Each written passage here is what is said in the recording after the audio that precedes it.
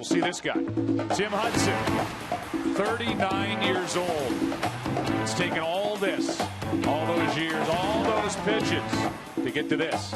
His first World Series appearance. And when he takes the mound, the veteran right-hander, who I think has been universally loved by any team he's been on, the A's, the Braves, now the Giants, become the third oldest pitcher in MLB history to make his first career World Series start at the age of 39 behind Jack Quinn and Jamie Moyer, who was 45 when he started Game 3 for the Phillies against Tampa Bay back in 2008. 45. It's pretty amazing. The one thing I think about Tim Hudson, he's been on some good teams. You would have thought he might have had an opportunity. What an opportunity this year for him with the Giants. Bruce Bochy told us, the manager, he would think about that moment right now. Tim Hudson going out to the mound after those 16 years. And what was it? 45,000 pitches. Wow. Here's the lineup for Kansas City that he'll face, brought to you by Taco Bell. Sometimes you got to live Moss. Escobar, then Gordon moves up. Lorenzo Cain hits third. Eric Hosmer in that cleanup spot. Then Moustakas, who was hitting ninth, is now batting fifth. Omar Infante homered Game 2.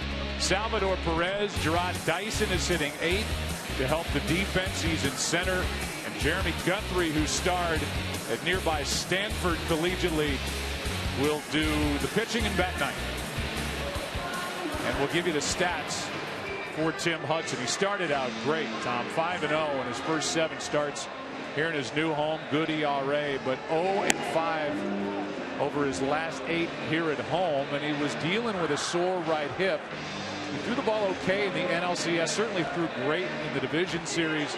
You have to believe the extra time will help a 39-year-old. No doubt. One of the hidden secrets of the postseason, a lot more off days, and I think that does help older pitchers.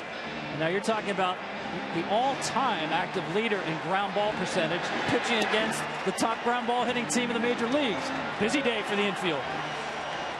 Give you a look at the defense. No surprises, and that means that Ishikawa is still in there in left field. Still getting used to playing in the outfield. Gregor Blanco is in center. He's been hitting the ball great, playing great defensively. Hunter Benson right. Stay on the right side. It's Brandon Belt at first. He's been swinging the bat extremely well. Good defensively. Panic the rookie. Shortstop is Brandon Crawford. Pablo Sandoval at third. Buster Posey is the leader of this team. He's behind the plate. And Hudson in the middle of it, about to bring the opening pitch. Brought to you by Budweiser, the official beer of Major League Baseball.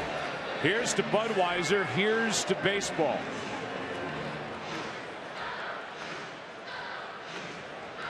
For more on Tim Hudson, we will send it down here early to Aaron Andrews. Joe, thanks. And you guys mentioned just Tim Hudson and how much he's loved by really every team he's played for. Talked to a couple of his fellow pitchers. Madison Bumgarner telling me he's thought about it every single day during this postseason, how this team wants to go out and win for a guy like Tim Hudson. And Ryan Vogelson saying it best today, saying he hopes Tim really takes a second to look around and take it all in before he delivers that first pitch today. Tim? Thank you, Aaron. 214 big league wins. That is number 1 among active pitchers. And Hudson's active tonight. Escobar has been active in that leadoff spot. And here on Fox tonight, off we go in game number 3.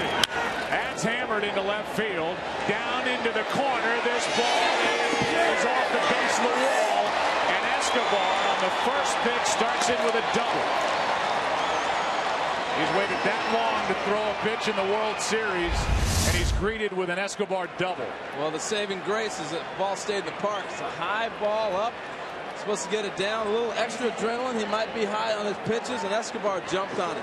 He has changed this lineup, and I really believe the lineup tonight for the Royals is their best lineup all season. Just the way they're able to match up. Look at the look on the face of Tim Hudson, like 45,000 plus pitches in the big leagues, and bang, a double to start his first World Series first inning. I think he thought that ball was gone. Here's Alex Gordon. In the number 2 spot, rolls over to first, advances the runner. Belt to the bag, 1 away. Jim Reynolds is the home plate umpire tonight. Ted Barrett, who walked in looking like $1 million with the fedora and suit. I mean, it was unbelievable. He's at first. Hunter Wendelstedt at second. Jeff Kellogg is the crew chief. He's at third. Jeff Nelson down the left field line. Eric Cooper and right. Jerry Meals, who was on the field the first 2 games, is now in New York. World Series cameras rolling.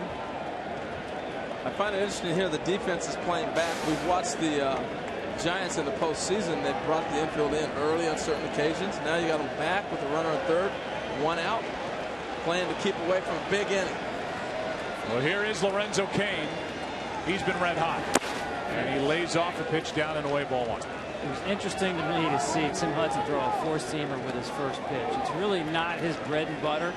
He'll live downstairs with sinkers, cutters, and splits. Rarely he likes to change eye line levels with the 4-seamer up. There's nothing to change off of. And Escobar, like a lot of these Royals hitters, they love jumping on first pitches. Something Lorenzo Cain talked to us about before the game. Looking first pitch fastball. Didn't get a fastball. Laid off ball 1. Trying to put the Royals on top here in game 3. That's inside. 2-0. Well, I thought it was interesting, Tom. 2 pitches, and they got a runner at third base. And now he takes 2 pitches. 4 pitches in, he's in big trouble. 2-0 count. Runner on third. That's the 2-seamer. That's the bread and butter, and he looked in and wanted that one. Cain waiting for a 2-0. He went around 2-1. No appeal by the home plate umpire down to Ted Barrett. Jim Reynolds said strike 1. Well, this is when you want the umpire to check. You know, you always complain as a hitter, can he see the bat and the ball at the same time? That's the same take he took on the first pitch. Feel better if they appeal and they call it for you that way. Again, infield back. They'll give up the run for the out. That's a strike, and Cain can't believe it.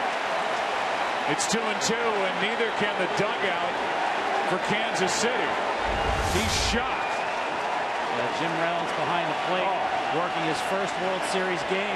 He's not been behind the plate since the regular season. Was scheduled to work game 4 of the ALDS between the Royals and the Angels, but that series was a sweep.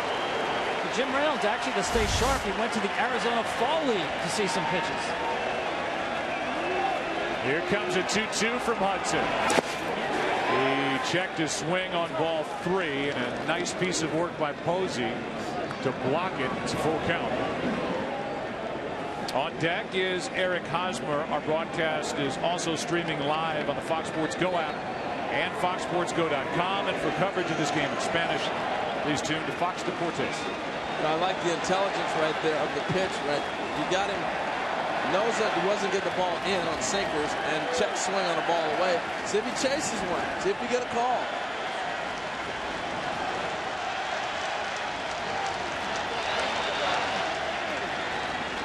Here comes a 3-2 pitch.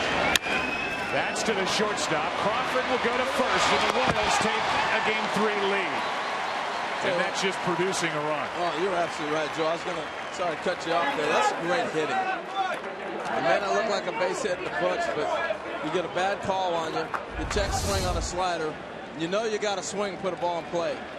And all he's doing is trying to make contact. With them back in the infield up, you just put the ball in the middle and pick up the run.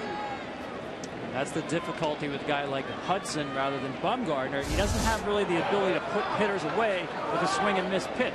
Pitching to contact, nice job by Cain. And now with the bases empty, 2 out, here's Hosmer.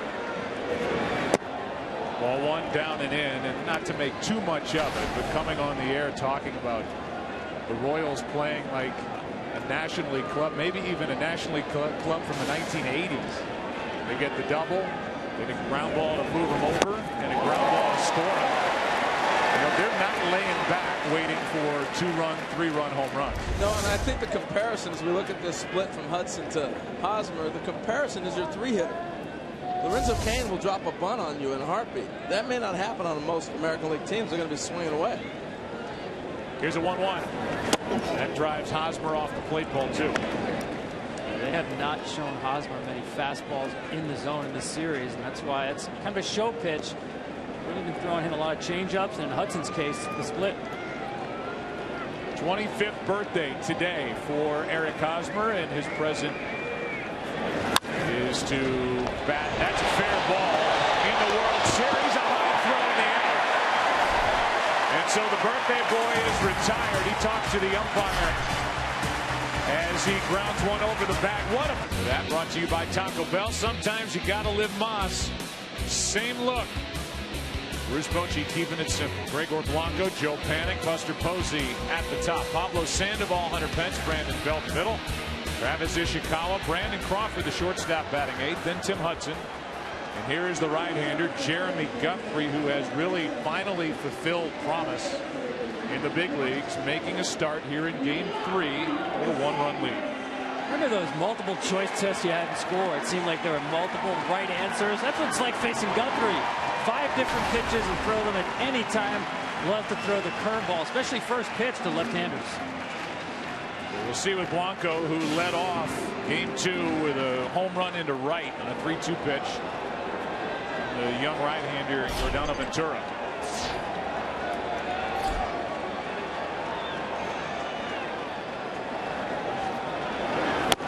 A strike from Guthrie.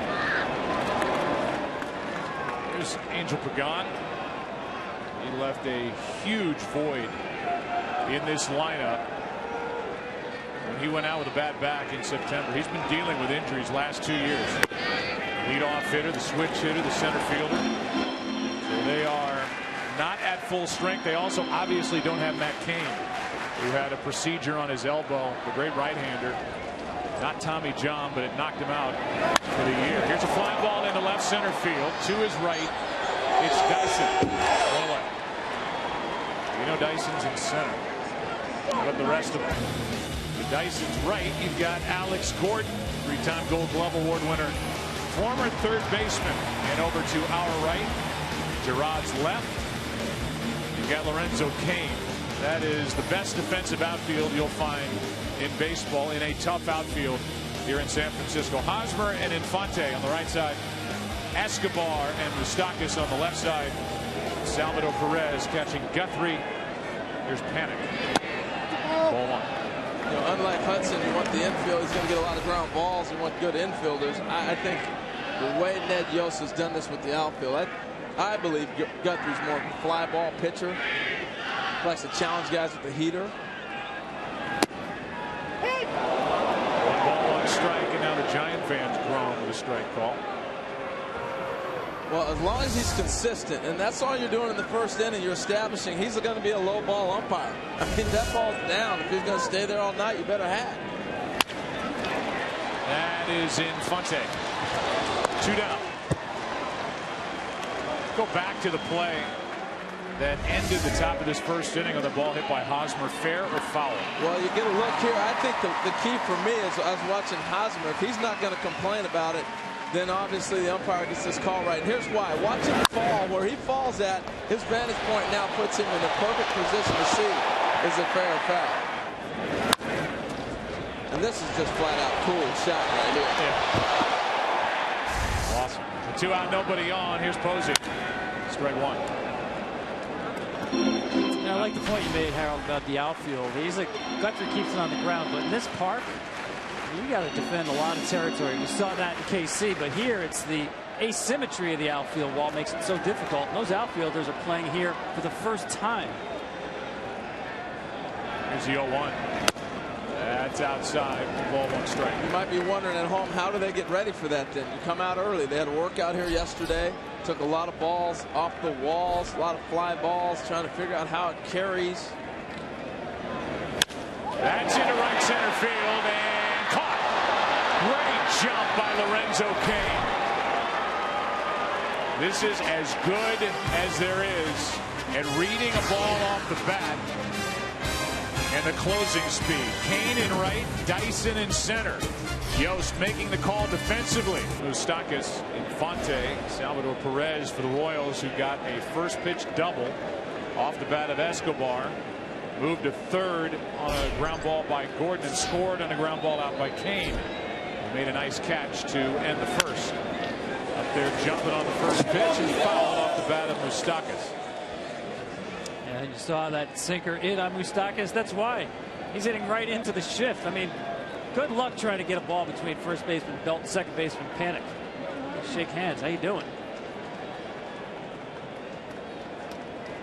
Talked about it before game 2 that Panic works on ground balls out in that outfield. And the tricky part for any infielder who goes out into the shallow part of any outfield on a shift is that once that ball gets to the grass, it will snake, zigzag around, and that's what makes it hard. That is foul, left side, out of play, strike 2. I think also the game changer for second basemen now is you have to have the arm strength. If you go one step to your right and you have to go 2, that becomes as long as a throw as you're making from shortstop. That is a long throw to get that guy at first. So you have to have the arm strength as well. And watching Panic work was really a pleasure to see the arm and everything, the accuracy, the power, and the strength behind the throw. Here's a 1-2 from Hudson. The other part of it that he was talking about, Tom, is that small window with that weird angle that a second baseman has with Belt going to the bag, and there's a lot of moving parts there. The throw has to be accurate as well. A lot of things take you out of your comfort level. You might have seen Brandon Crawford, the shortstop, with 2 strikes, exaggerate the shift even more. Information saying with 2 strikes, he pulls it even more than he does before 2 strikes.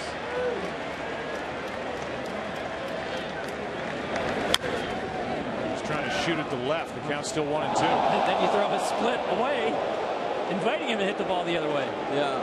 And one last note, too, on the window throwing that ball to first base. With a left-handed first baseman, you can pull the ball a little bit more in your throw, and he's in a better position. A right-handed first baseman almost puts you in a real small, I got to be perfect because I can't throw the ball up the line or I'll hit the run. That's a 2-2 count now from Tim Hudson.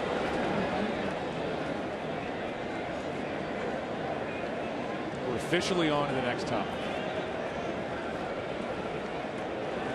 Moustakas, 2 for 6 so far in this World Series. Hitting .257 this postseason, hit just .212 during the regular year. Glad you are spending your Friday night with us. Game 3 of the World Series. And that's into left center field. So forget the shift. He hits it to the left of second base, and Moustakas is serenaded by the Moose calls out here in San Francisco. Well, he's doing a nice job of really driving the ball all over the ballpark. Watch this, the leg kick and the timing. That's been the biggest difference for him. You're seeing a little bit more of a closed stance. Early in the year, a lot more open, and it had to force him to come way back. The balance was off, the timing was off, and he really struggled miserably.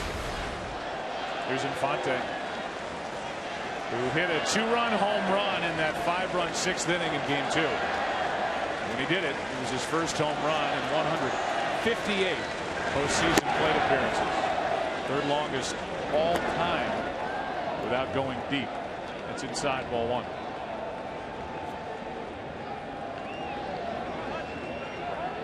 Lemke leads that list. A good player he was for the Atlanta Braves.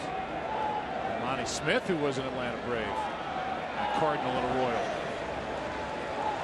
There's a 1-0 instead of check on the runner. In case you're wondering, Moustakas is one of the few guys in this lineup that does not run much. No, but I think the Giants are thinking maybe a hit and run possibility. You want to keep him close. 1 for 1 trying to steal a bag this season. That's it.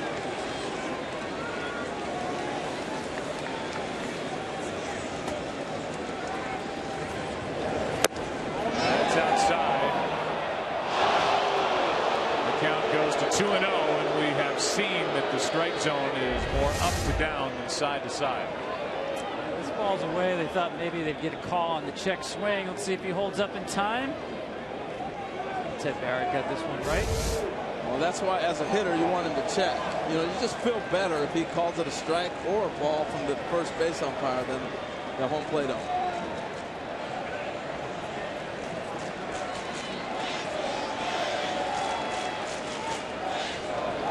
That's a strike, 2-1. Yeah, I like the point too. about the hit and run, Harold, because really the speed of the runner at first is probably the last point in the calculus of when to run. The most important points, the pitcher on the mound, he pitches to contact and he throws ground balls.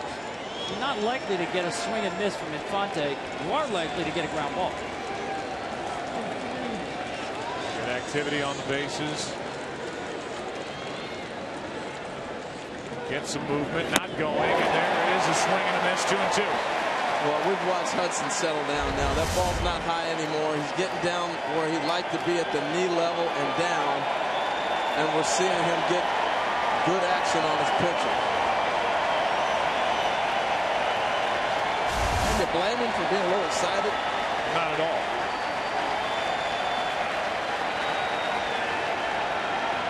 Here comes his 2-2. It squirts away. Moustakas stays put as Posey kept it close enough. Full count.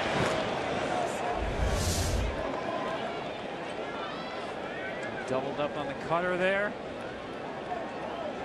Like Moustakas didn't get a great read. I'm not sure he would have gone anyway.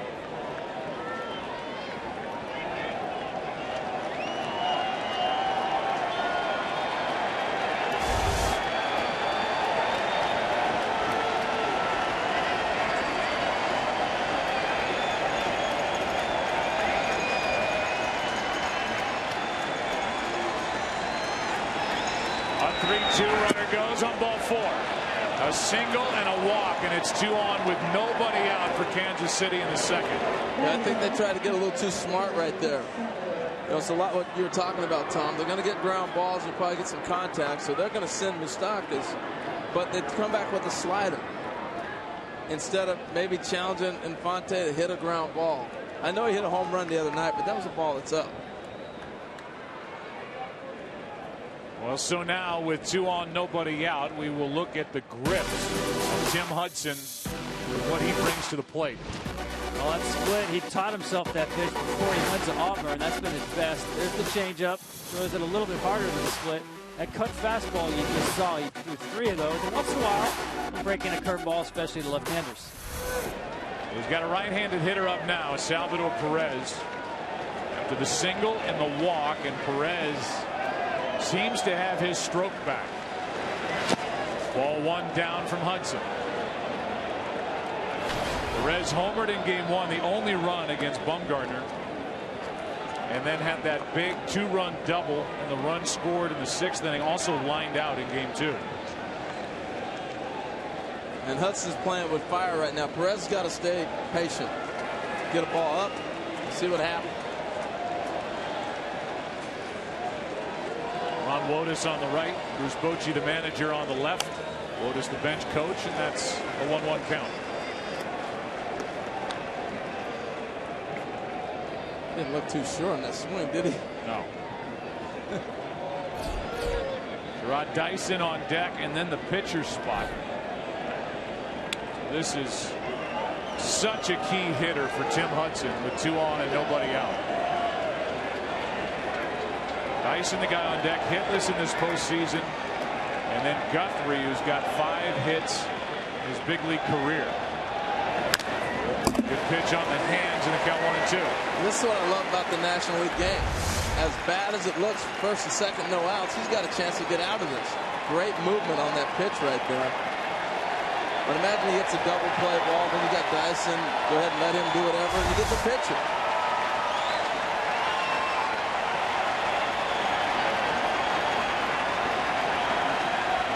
There's Tim's wife, Kim, sweating through it. Husband in a jam. Here's his 1-2. That is hit hard into left. Ishikawa. Nice play. 1 away. And a big out for the Giants, picked up by Travis Ishikawa. It's a great play. This ball just continued to carry on him. I think he thought it might die, and that's why he ends up diving backwards. It continued to have a flight. You got that good backspin carry on that ball right there, and it just continued to take off on him. How'd Kim react? Couldn't look. Just working over that towel. She told us last time, what? It's a train wreck trying to watch her husband pitch on the mound, especially in a jam. Well, that's a big out now with Gerard Dyson, the number 8 hitter. Did hit 269 during the regular season, looking for his first career postseason hit. Takes a ball. Guthrie on deck.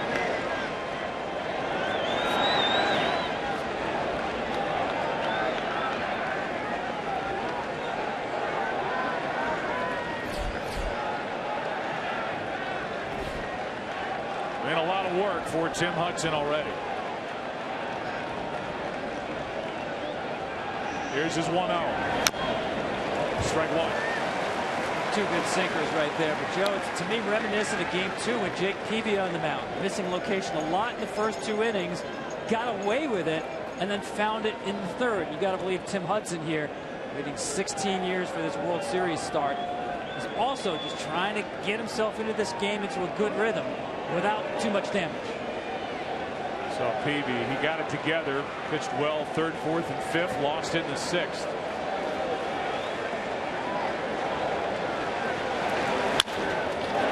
And they turn six. Got one. Got them both. Hudson out of trouble. Kim loves it. So do these fans here at AT&T Park. 2 on, nobody out. And the veteran right-hander gets out of it. Still a 1-run game after 1.5 in game 3.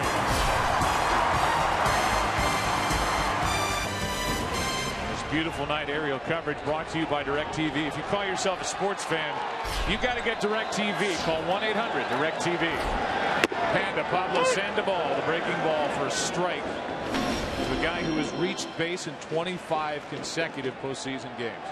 Think he's got this date circled on the calendar? October 24th, 2 years ago. 4th player in baseball history to hit 3 home runs in a game right here, AT&T Park. That kicked off the World Series against Detroit. He started it against Justin Verlander. Strike 2.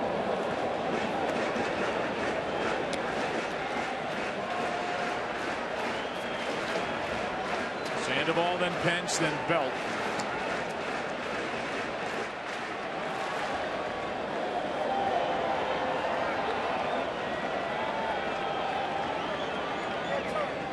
Pablo hops out. That's that multiple choice question.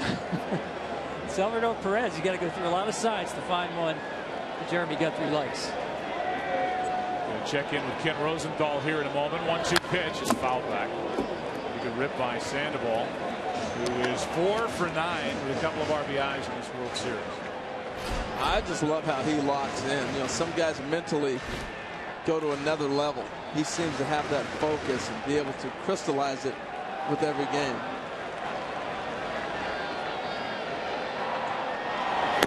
He told us the other day if he feels like he's getting worked up, too intense, too nervous about things, he has the ability to take a nap in the clubhouse, which he did prior to game 2.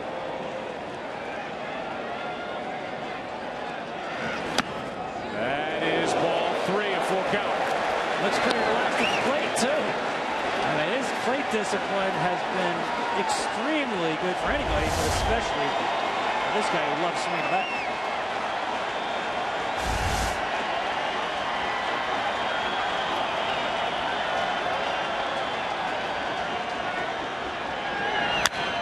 Got under it, flies it into center, and Dyson can cruise on in for out number 1. And for more on Jeremy Guthrie.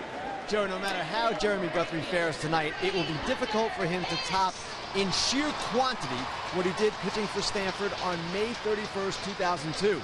Bay Area fans remember it well. Guthrie went 13 innings to beat Cal State Fullerton in an NCAA regional. He said yesterday he threw 147 pitches in that game. Of course, he didn't have the bullpen then that he does today. Let's go down to Ken Rosenthal. I didn't get to even introduce you, Kenny. You're ready, just loaded for bear here on game 3. Kenny's dangerous after an off day. Yes, he is. He works, man. He's got so many stories. I'd like to say he's rested, but he's always working. Here's Pence. Took a strike, now ball inside. How about the big story Kenny's working on today with Joe Madden? Everybody running around. Joe kind of shook up the baseball landscape today. Woo! He is finished with the Rays. In case you don't know what Harold's talking about, the terrific manager for Tampa Bay has opted out of his contract today. And what he's been able to do down in Florida with what he's been handed over the years, he squeezes a lot out of that roster. And over 162 games where a season can really at times become monotonous, he has the ability to guide a team and really keep it fresh. I think he's one of the best. And think about what they've lost now. The GM, Andrew Friedman, the ace, David Price, and now the manager, Joe Madden. Here's a 2-2 to Pence. Full count. So where does he go? I'll put you on the spot, Tom. My call is Chicago with the Cubs. I really like the job Rick Renteria has done there. But Joe Madden, how do you pass up if offered that opportunity to win in Chicago? Nothing better. Who's going to make the play? Barehanded play, but safe.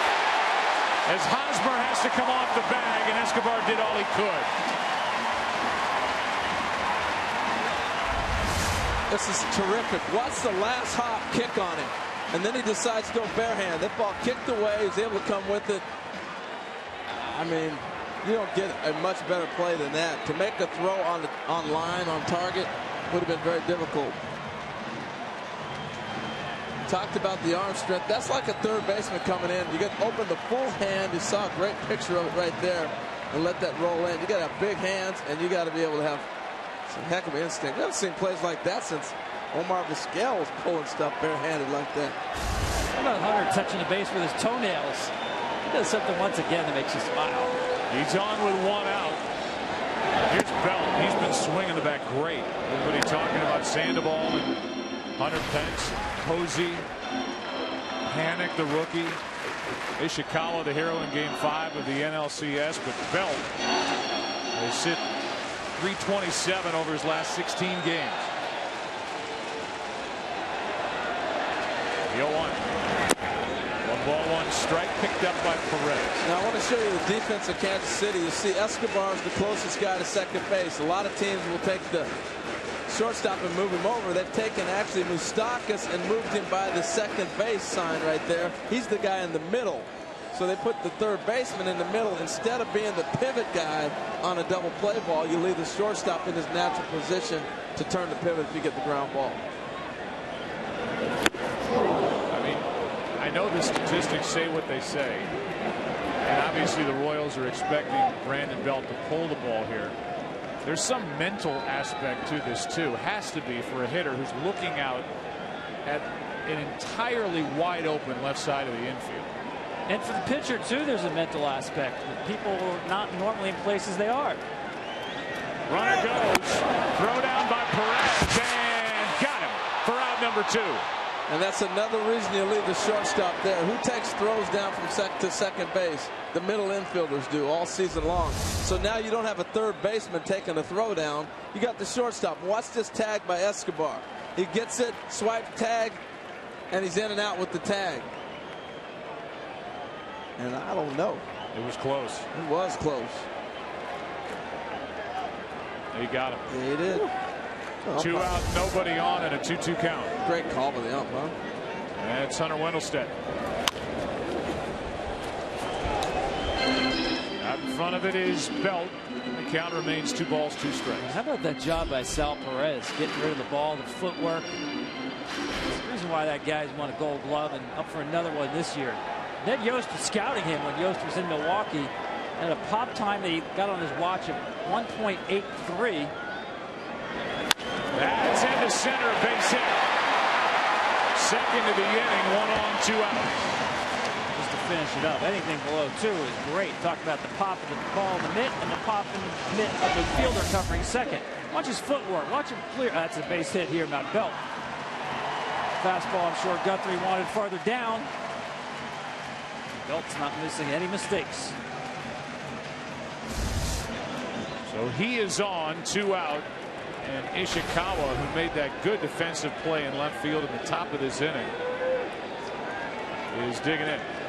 I mean, that was such a big play because it changes everything Gerard Dyson could do at the plate. Ball 1. Because you have the pitcher hitting after you, you got the guy that can fly, but you've taken away one of his weapons. That's to bunt. He's not going to bunt with the pitcher hitting behind him. As a result, they got a double play ball out. Oh, he changed up. Ishikawa way out in front of it. 1 ball, 1 strike. He's got a good one. You can see that there. A little bit different grip from Timmy Hudson, but the same run away from the left-hander.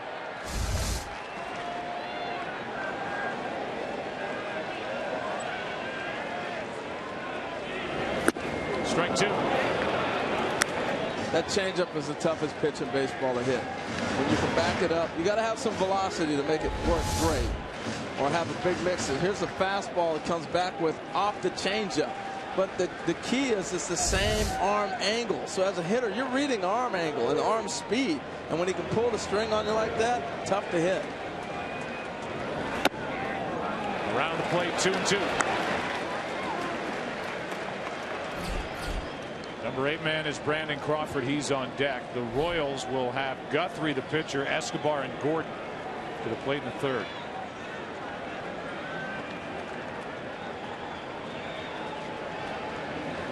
That's hit hard into right. Kane is there to end the inning. He's already made 2 good plays in right. Goodness gracious. That decision by Nick Yost paying dividends here in the first 2 innings. Tonight we stand united in the fight against cancer with our partner Stand Up to Cancer. This year we lost one of the game's all-time greats, Tony Gwynn. That awful disease. We will be honoring not only Tony Gwynn, but that incredible charitable endeavor. Does such a great job raising money and getting doctors from all over the world to combine efforts to find a cure. Yeah, that's Tony's family right there you're looking at. Wife and family and grandkids. His wife Alicia. Yep.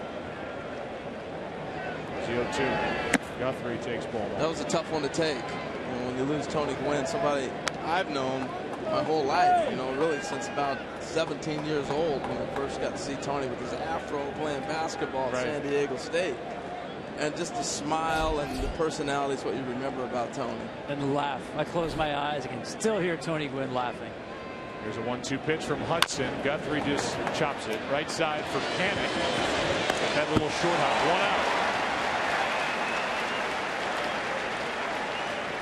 You know, every World Series you see players that kind of stand out that you didn't know a whole lot about. Escobar is starting to fit in that, I think, in a lot of people's eyes. Panic and Hosmer kind of jumped onto the radar for me as I've watched these guys through the postseason, night in, night out, do something special. This guy, the bare hand play, the home run the other night, the double tonight, I think he's overlooked how good a player he is. He waits for the first from Hudson and takes a good tailing pitch for strike 1. He got nominated as a finalist for a Gold Glove Award. The Royals already have 3 of those on the field. He's looking to be a 4th. And Doug Melvin, the GM in Milwaukee who had Escobar, said he's the Andrelton Simmons of the American League. That's down. 1 ball, 1 strike. I don't know if there's higher praise for a defensive shortstop than be compared to Simmons. He's not yet gotten that kind of attention. Okay, there, right there, Alex Gordon. He's got a Gold Glove. Escobar traded from the Brewers in December of 2010. Played in every game this year, so he is tough. He is strong, and he showed his range and ability on that bare-handed try in the bottom of the 2nd. What I love about him, too, and Salvador Perez, always have a smile. They come to the ballpark with a smile on. And those are the guys that when you go through a struggle, they're going to get out of it quick because it's not going to bother them. They don't carry it with them.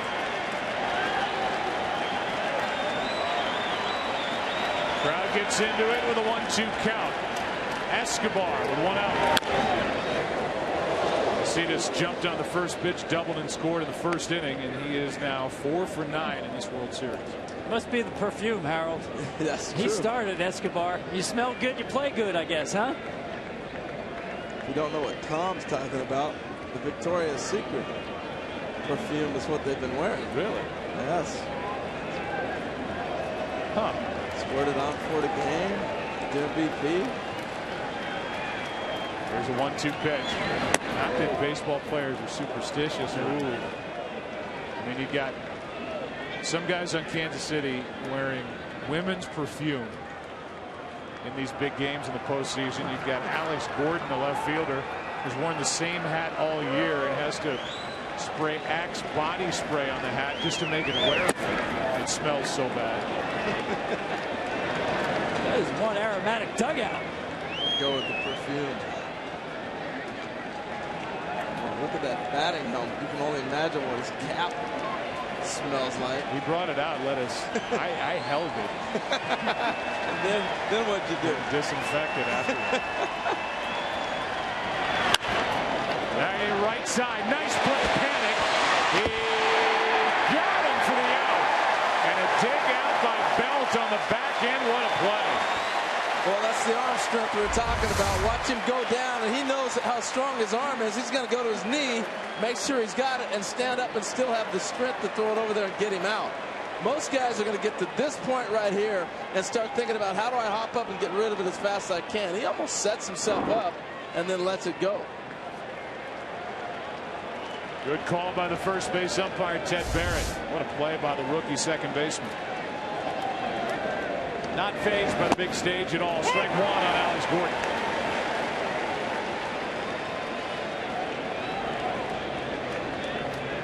Hudson has been helped out by his defense twice. Ishikawa last inning. Now Panic to his right here in the third. And strike two. There's a mindset as an infielder when you know a guy's going to throw break balls down and get ground balls that you come ready to play.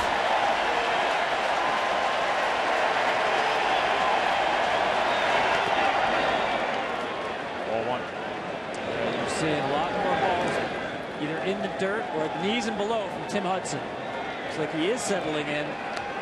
7 of his 8 outs on the ground so far. Good sign for Timmy Hudson.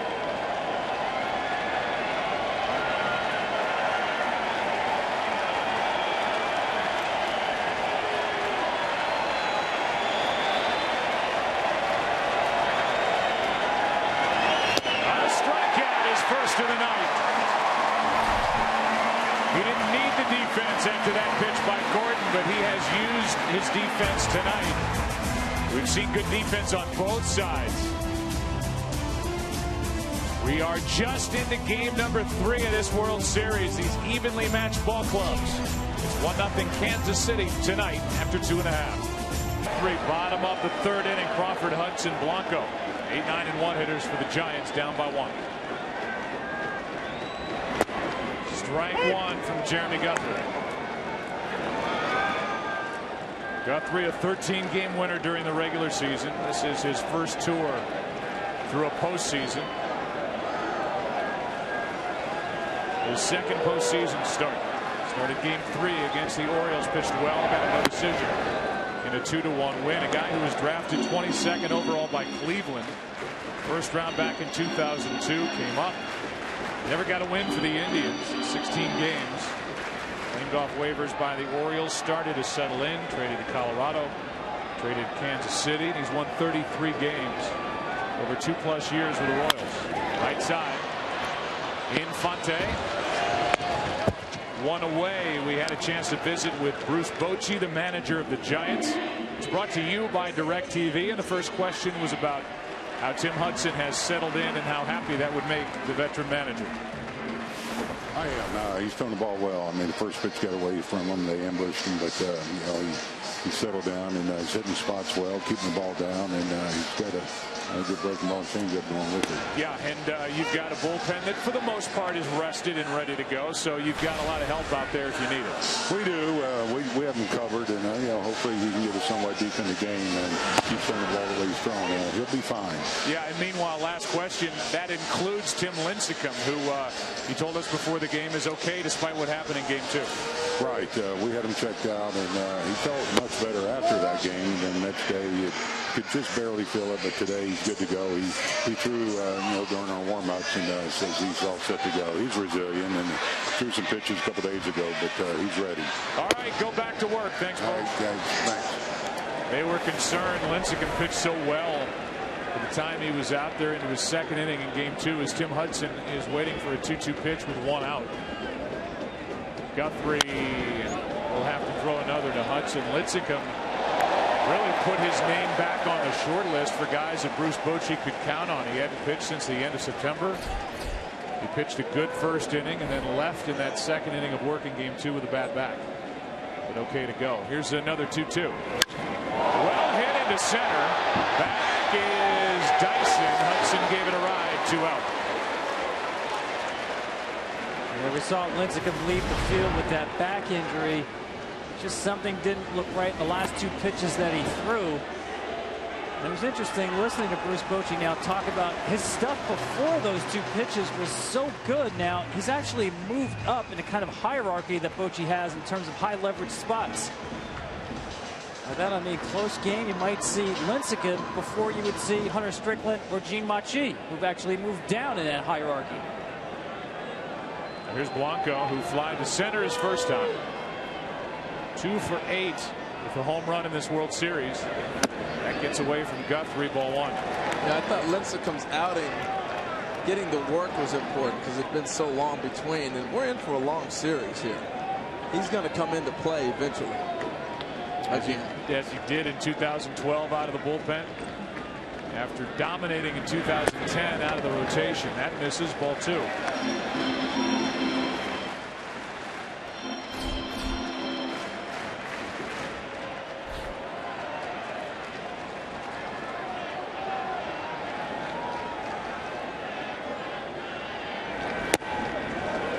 Is 3-0.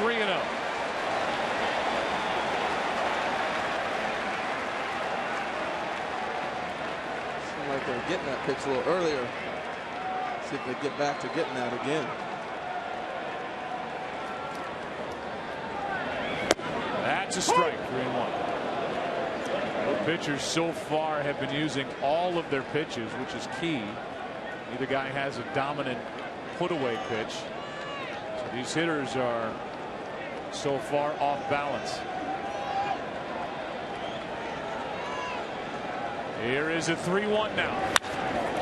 Got under it into right center and easy for Dyson. Let's go to the 4th inning, game 3. Who's coming up? Kane. Then this man, Eric Hosmer. And Mike Moustakas.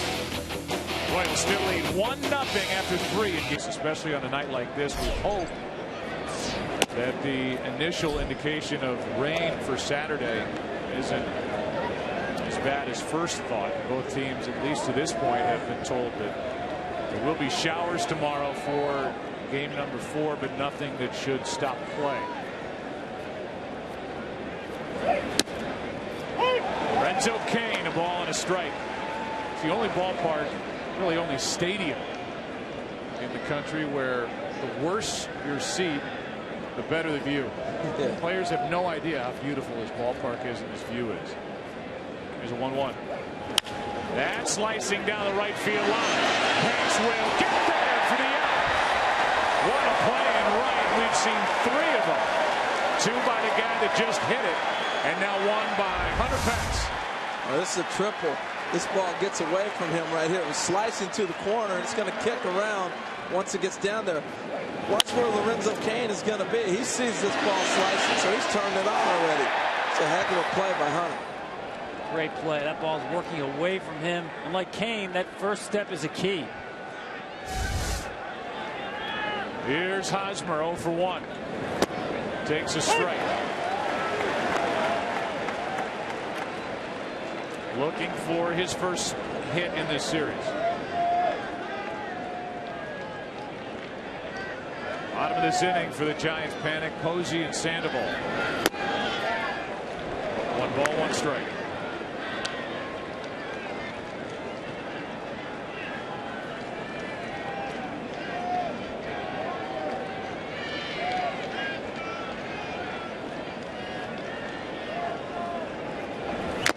Big swing by Hosmer, strike 2. he's got big here. One of the few fastballs he's seen over the plate. Just missed it. Now that's a ball he should hit, but he pulls off, taking a little shot, maybe being able to put one in the cove.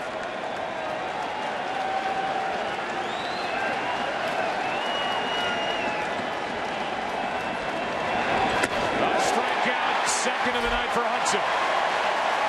2 away. Tim is rolling. When you're mixing that changeup in with that hard sinker, it's almost impossible to hit it. Yeah, you knew after that fastball you're coming back soft with the split. He wasn't going to double up. Great fastball hitter. Again, knees and below for Tim Hudson since that really first pitch of the game. Hudson, who was with the A's in the division series 2000 through 2003. They never got past it despite all that talent. Strike one to Moustakas. Then he was in Atlanta in 05 and 2010. Finally got to the NLCS this year. Finally got to the World Series. He's pitched well this postseason. 2 no decisions. His team has won both games. See the shift on the infield. That floats in for strike 2. In a great groove right now. He and Guthrie both want the ball terrific.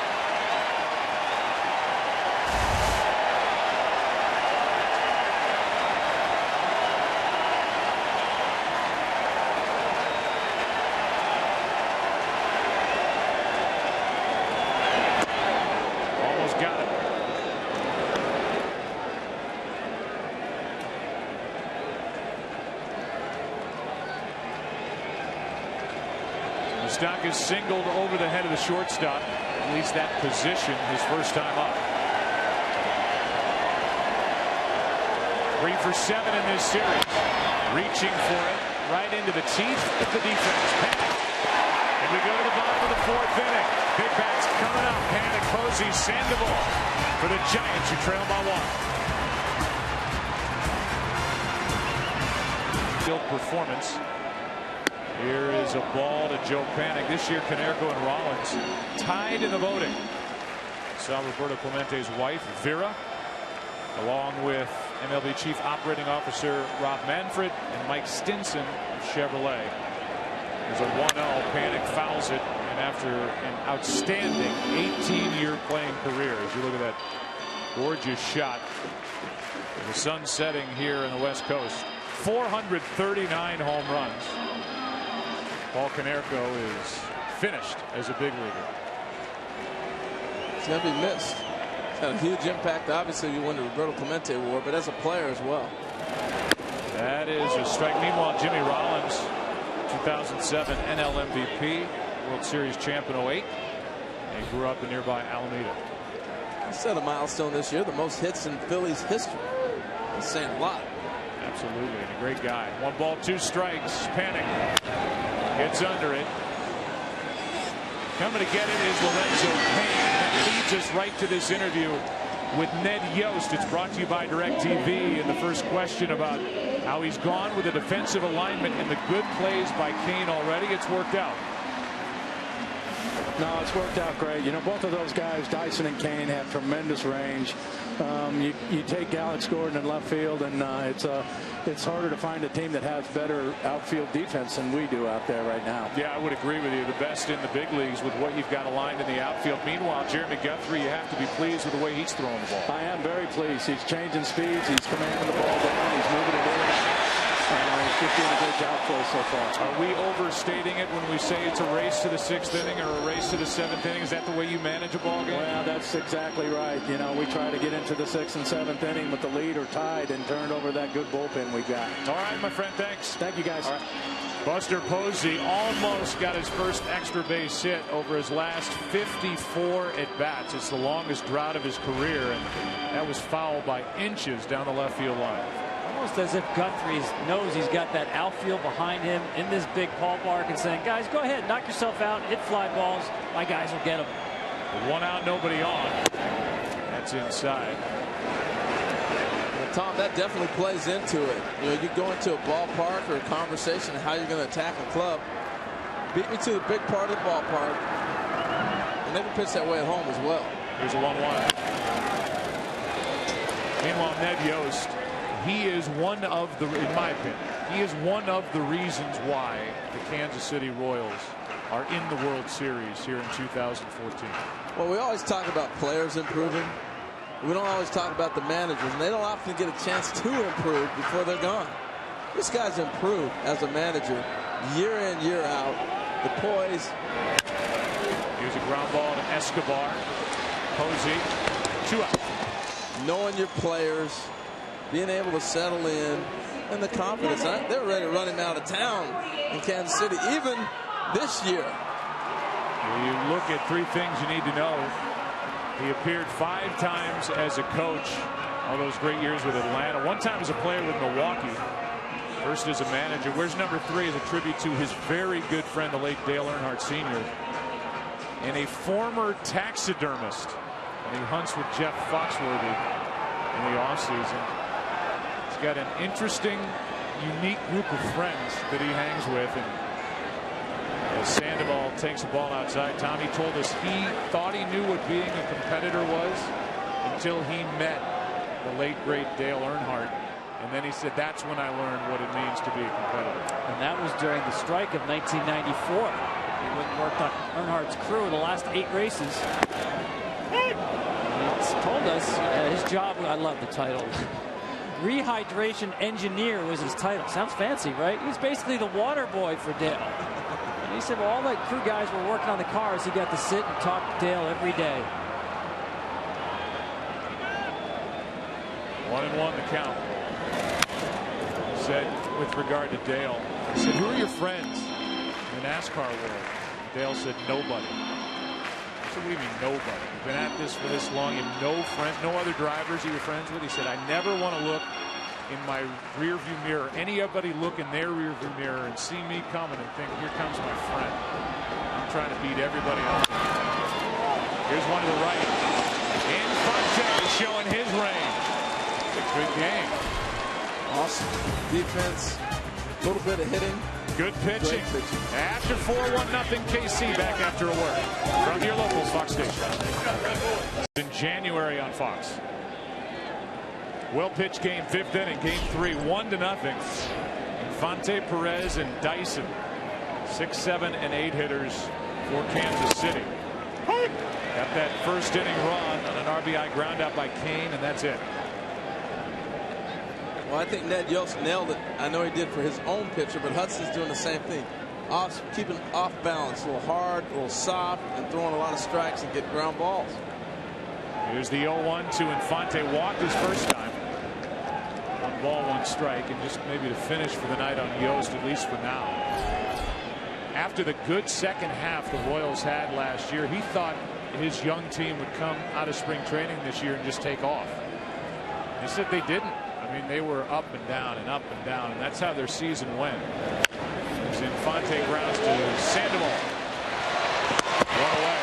And he said literally it wasn't until the middle innings of that wild card game against the A's as they were trailing to John Lester that he felt the click in the dugout. They came back 7-3 in the 8th inning, 1 in extra innings. And here they are with only 1 loss this entire postseason. Wasn't that fascinating? I mean, he made it sound like literally it was like a light switch. Okay, now we believe we're not just a good team, but a championship team. Down 4 runs to John Lester, 8th inning. Trying to get him to think like that the last 2 seasons. Here's one back to Hudson. Quiet outs now. 2 out in the 5th. Guys, you know, one of the things you do as a hitter, you figure out what are they throwing. When you start getting these calls and the umpire stays down both sides, he's going to live on the knees or lower and make those calls. As a hitter, you got to adjust. That's why we're seeing the aggressiveness and so many ground ball outs. You have to go and attack the zone where it's at. Now, ideally, do you say, yeah, make him get the ball up? But if he doesn't, you don't want to continue to live in the hole. You got to swing the bat. That's why we're seeing such a quick pace and well-pitched game. Here's Dyson, who's taking on the first pitch. He, with his speed, is a threat to bunt if for no other reason to get Guthrie out of the way. The pitcher hits behind him, and because of that, Sandoval way in at 3rd.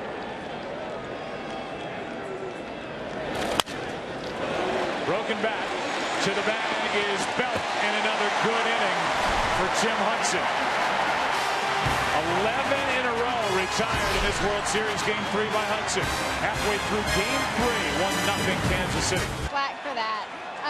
It's nerve-wracking, I'll be honest, but we're so proud of him. This is so fun. We're trying just to soak it up, but it means so much, so you care, you know, and we're nervous. Yeah. You said today you tried to make it just like a normal day, do homework, go for a bike ride. How hard is that?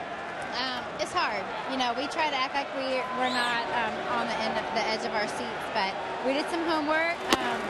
We did some laundry, just, you know, normal day, and let Tim kind of do his thing. He did some fantasy football trades or something on his iPad. So, but it's so fun. We're so thankful to be here. Thanks for letting us bug you. We appreciate it. Bug me. Thank you. All right, Joe. All right, that great couple in it together, Kim and Tim. Tim's doing his part. He's looking for some offensive support. Hunter Pence first up. Bottom of the 5th inning in a 1-0 game. Royals on top.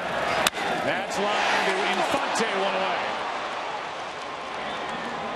Well, we're at that point in a series where you've had enough familiarity with the other team that positioning becomes very important. A lot of line outs. We've seen balls hit at guys. We've seen some nice plays, but you got to be in the vicinity to make those plays. Now you're starting to understand how guys are going to be approaching the pitchers as you see the shift of the Royals put on. So Hudson's retired 11 straight. Guthrie now is retired 8 straight. Ball 1 up and away to Brandon Belt. And I don't think that was a bluff right there by Belt. If he's able to push one down the third base side, they're not going to honor you. You take the bunt and keep moving on. Moving the line forward. Ishikawa on deck. Hard hit, but right at Infante.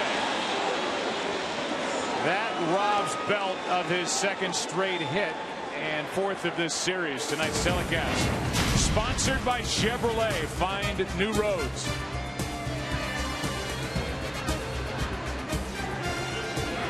There you go, Guthrie and Hudson. Guthrie's no young kid either, 35 years old. Hudson 39, and they have been terrific tonight. So impressed with Guthrie and the way he's mixing his pitches. This is only his 2nd start in 28 days, and right now it's any pitch at any time. Ishikawa is completely fooled straight 1. Again, that's the first pitch breaking ball to left-handers. 3rd time he's thrown that tonight. Rarely have you seen him throw the same pitch in the same spot 2 pitches in a row.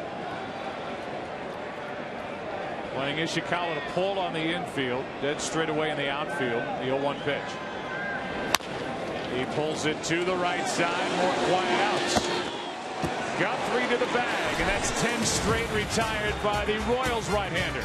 6th inning rolls in. Game 3, still 1 within a pitcher's duel. Is strong defense, and we've seen that from both sides here tonight.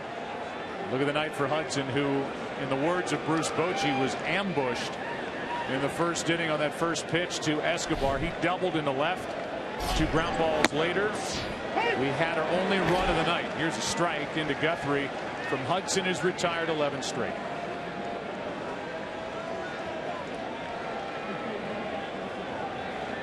Grounded out his first time. 5 hits in the big leagues. Why not try and push a bunt? Strike 2. Well, I like how the pace of the game is going. They're getting the ball. They're going and not thinking a lot, but also hitting your spots, and that does so much for your defense. You can anticipate. You can position yourself properly when your pitcher is locating and hitting the spots. Chunks it off the plate area, and that's Panic. One away. And right now, Joe, I think what the really part of the game that's most important because of the bullpens in play with these 2 teams. The 6th inning critical. And with that, we look at the pitching comparison brought to you by HP, and these guys, Tom, are doing exactly what their 2 managers hoped they would do, didn't know they would do, getting this game into the end part of the middle, if that makes any sense. Yeah, listen, I think it's almost like the chess masters will talk about controlling the middle of the chessboard. In these postseason games, it's the middle of the game that you need to control. The 5th and 6th innings are the critical innings because both teams have such excellent bullpens. I feel like when they have a lead after 6, that's all she wrote.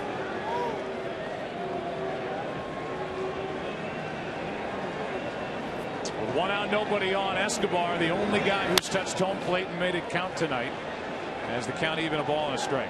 And Tom, as you talk about those middle innings, that's when the game speeds up on you. And both these managers have done a great job of recognizing, all right, I'm going to get my pen up and not being fooled. You know, Hudson's at 69 pitches. Pitch counts down. But all of a sudden, boom, boom, boom. But I think they're well aware of that. They've thought ahead. And I love that in the meetings. They're already knowing where they want to go before the game starts. There's a 1-1. That's up the middle, and Escobar has his second hit of the night. And he's on with 1 out here in the 6th inning. Tonight's telecast sponsored by Walmart, introducing Savings Catcher. Go online to enter your receipt. By AARP, real possibilities. And by the new Samsung Galaxy S5. The next big thing is here.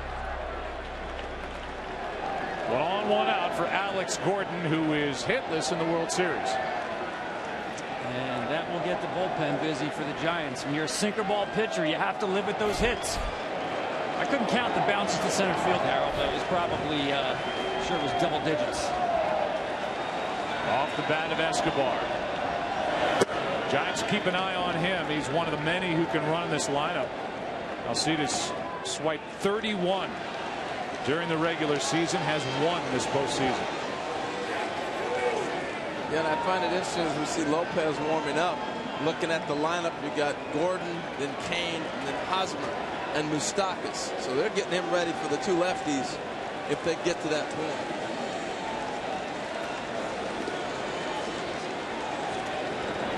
That's in the air to center. Back is Blanco on the run. Will get it. Stays in play. Escobar will come all the way around and score on an RBI double by Alex Gordon. It's 2-0.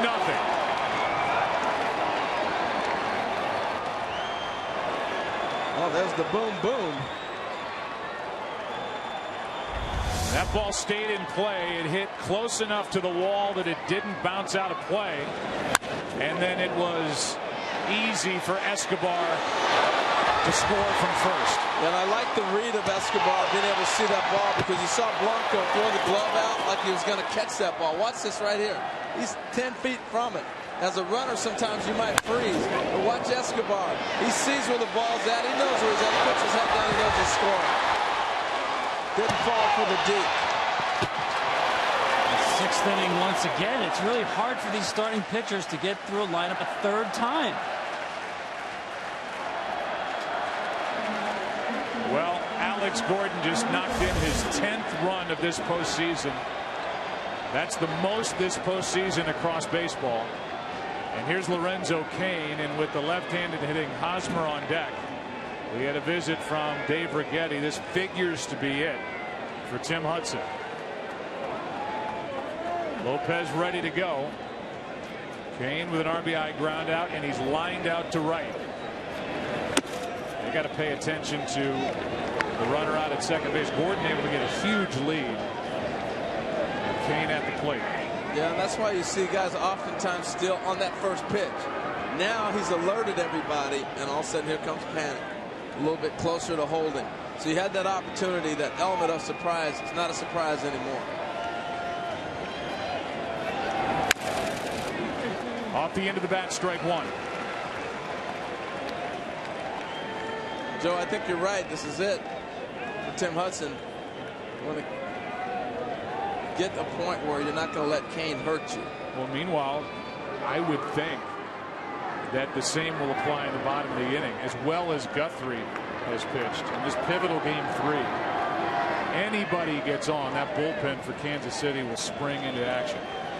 No question about it. He has that formula, the HDH, Herrera, Davis, Holland.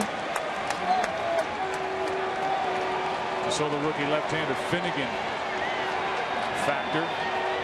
There's a 1-1. That is up around the helmet of Cain, ball 2. Yeah, you talked about probably his last batter, the right on right. You may think, well, Ned Yost did a favor to Bruce Bochy by having the lefties back-to-back in Hosmer and Moustakas, but I liked what he did. He's saying, I want my best lineup early in the game.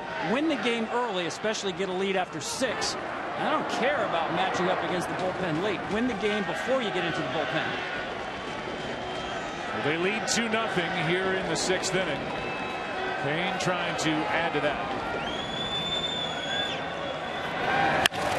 That's it. Does not advance the runner, 1 out. At first, 2 out in the inning, and now we'll see if the pitching change is made. And Bruce Bochy is called back to the dugout for a second by Dave Righetti, but out he goes, and in comes Javier Lopez. Hudson, first World Series start, and he pitched well here tonight. Can only get the loss if he gets a decision, and we'll hear the appreciation on his way off the field.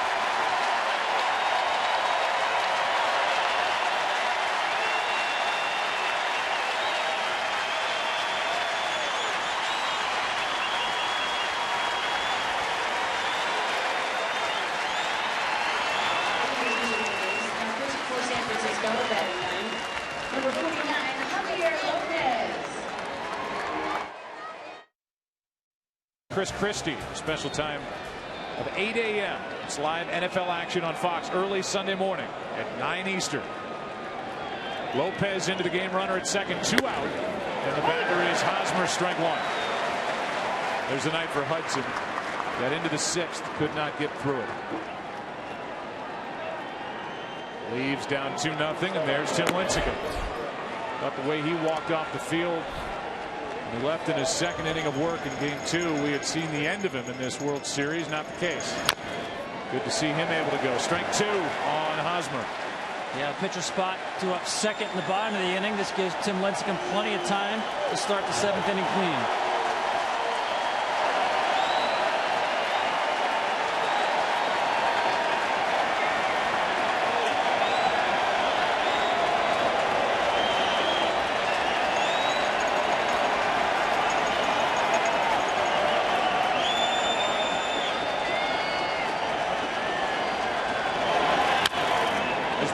For the Giants might not be as dynamic as the big 3 at the end of the pen for Kansas City, but they are basically as effective with Lopez and Affeldt and Romo and Casilla.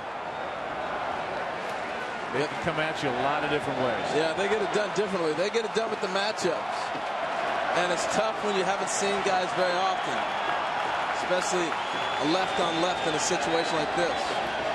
The guy who's got 3 rings, 3 World Series rings, brings it. A good rip there on a hittable pitch by Hosmer. Yeah, he's left 2 balls out over the plate right there in this at bat that Hosmer missed. Look at what the Giants bullpen has done and the runs that they are on. I mean, Lopez going back to 2010, the guy on the mound right now, no runs, 17 straight appearances. Experience. The Royals with their power pitching, they live in the fast lane. Giants relievers, they're in the right-hand lane with their blinker on. Here's the 0-2. It's like, yeah, when did you give up a run last? 4 years ago. What? Affeldt, you saw his run. He's got 19 straight appearances without allowing a run in the postseason. Number 1 all time, the great Mariano Rivera with 23 straight.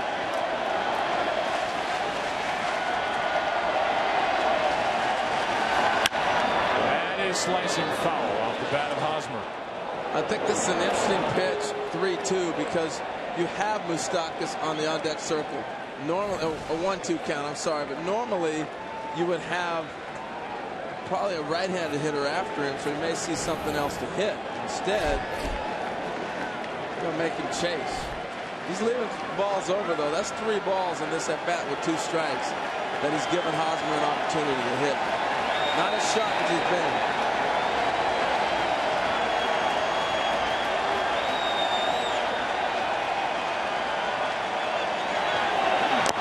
That skips in, scooped up by Posey, 2-2. You can see with each pitch Hosmer sees, it seems like the comfort level goes up. He's never seen Lopez before, so he's going to school at each pitch. It talks about the key against any left-hander, especially this one, that front shoulder. Leave it in as long as possible.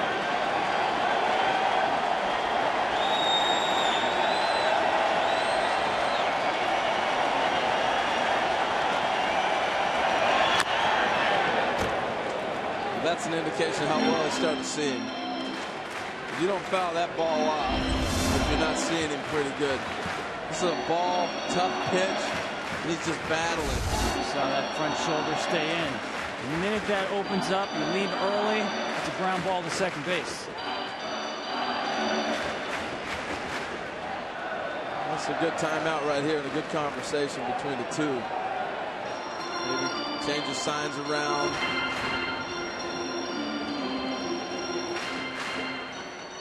Back to the plate is Posey. MLB fans, join the biggest seventh inning stretch with your best Take Me Out to the Ball Game. It might be featured in Game 4 of the World Series. Go to T-Mobile.com/the-big-7.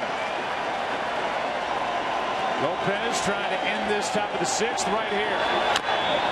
And the at-bat will continue. At one point, guys, during this game, the two right-handers, Guthrie and Hudson, between them retired 20 consecutive batters. It's the longest stretch in a World Series game since Game 5 of 1956. Dodgers and Yankees 23 straight. That was the perfect game. Ball game put up by Don Larson.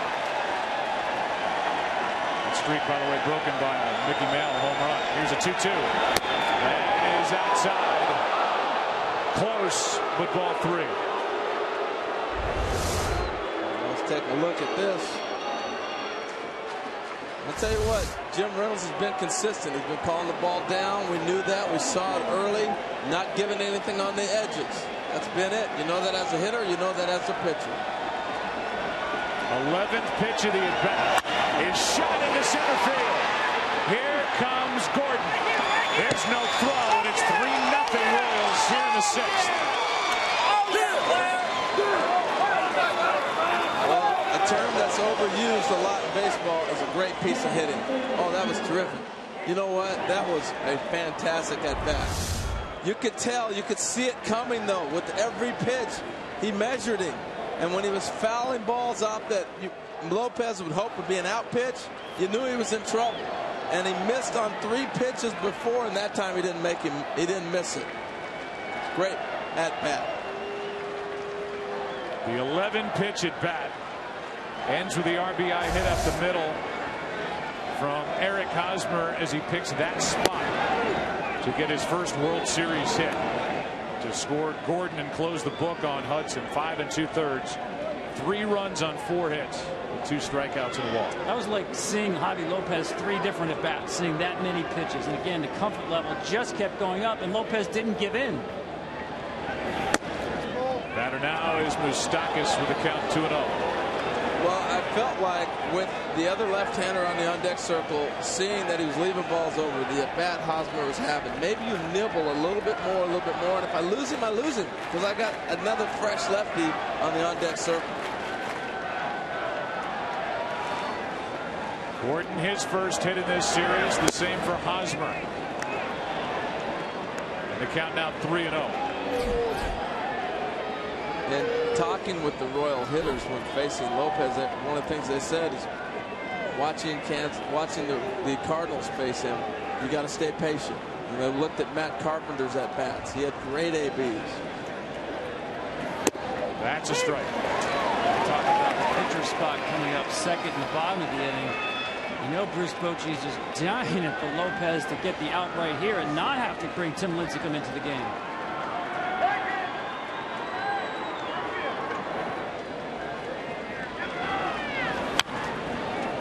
Pitch hittable. Moustakas fouled it back. 3-2.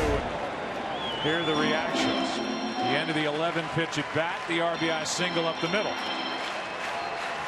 And the reaction back in Kansas City. Are they having any fun back there? Yeah, they got a DJ in there. They got everything going on. The reaction from Tim Hudson on the hit by Hosmer.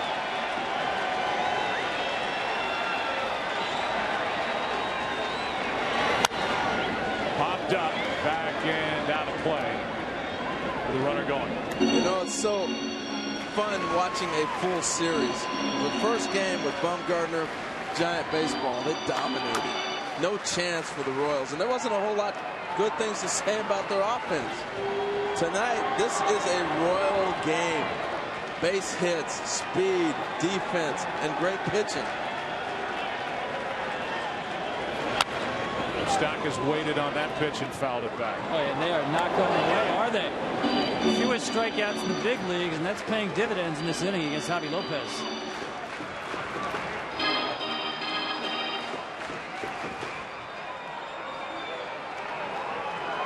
RBI double by Gordon. RBI hit with 2 out by Hosmer. He's at first. And another 3-2 pitch to Moustakas. Got him to end the inning. But 2 runs are on the board for Kansas City. And again, it's the 6th, as it was in game 2. They add a couple. RBIs by Gordon and Hosmer. Guthrie back to work. Crawford strike 1 from Jeremy Guthrie. He was the first pitcher since Greg Maddux in game 2 of the '96 World Series against the Yankees with no walks and no strikeouts through 5 innings of a World Series game. 5th all time to do it. And he leads 3-0. He's retired 10 straight.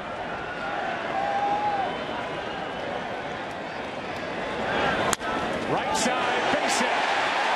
Leadoff man is on for the Giants here in the 6th. And we'll see if that gets the bullpen active for Kansas City. Yeah, and all of a sudden here comes big Mike Morris, and the wind starts to kick up to blow towards left field. This is a nice piece of hitting on a breaking ball, stays with it, drives it to right field. Get them going. And the answer is yes when it comes to the bullpen. They will get busy. It's Kelvin Herrera. You see the flags are starched, blowing out to left. Sergio Romo on the other side. The wheels are turning here in the 6th inning as Michael Morse will dig in. Started the first 2 games of this series as the DH. 2 for 8 with an RBI. Takes a strike from Guthrie.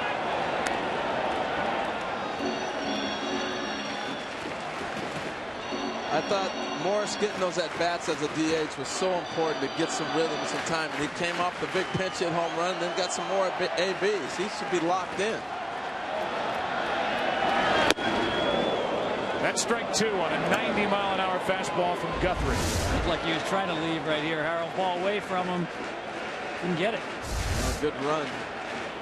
But he feels more comfortable. He may not be locked in and get it, but it's a lot more comfortable at bat coming off seeing some pitches consistently.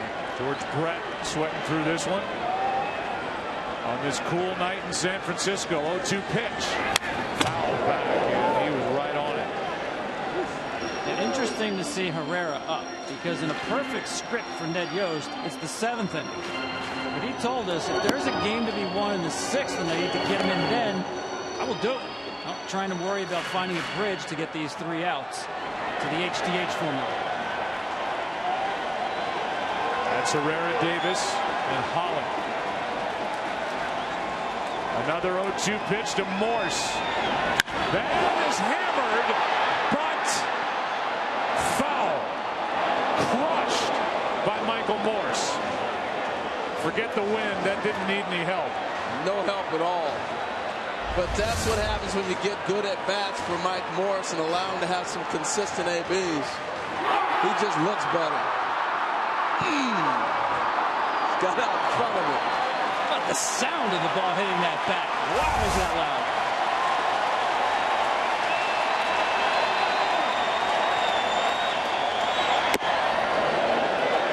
1-2. It's actually a pretty good pitch. The last time we saw this, they went away and got a ground ball. The Giants have not scored in their last 10 innings. The longest for San Francisco in World Series play since they went 11 straight scoreless in '89. That is outside. 2-2. Game of inches, right? This just off the plate. That even got a groan from the fans here in San Francisco. Nice job by Jim Reynolds. Catcher set up outside off the plate, hit the target, but out of the strike zone. I love his zone. He's been consistent.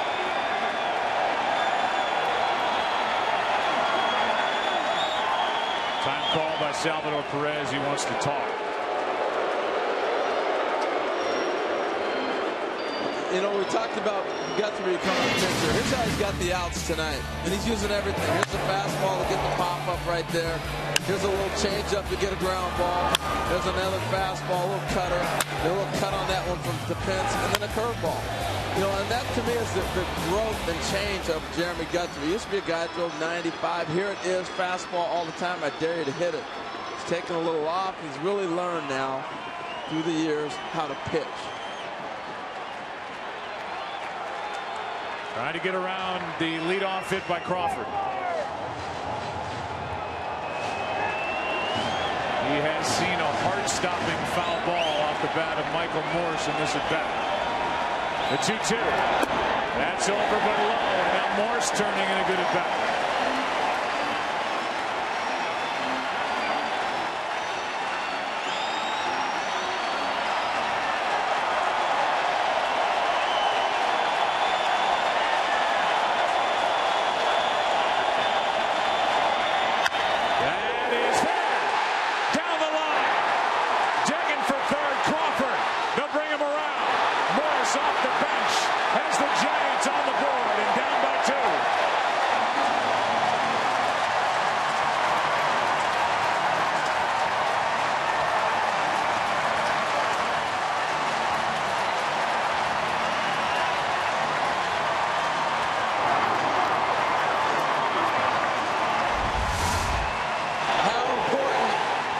Was that out by Lopez, so they didn't have to burn Lincecum to hit second in the inning. We got the strikeout to end the top half, and then Morse just shot one down the line, and with that, the night for Guthrie is finished. How good has Morse been off the bench?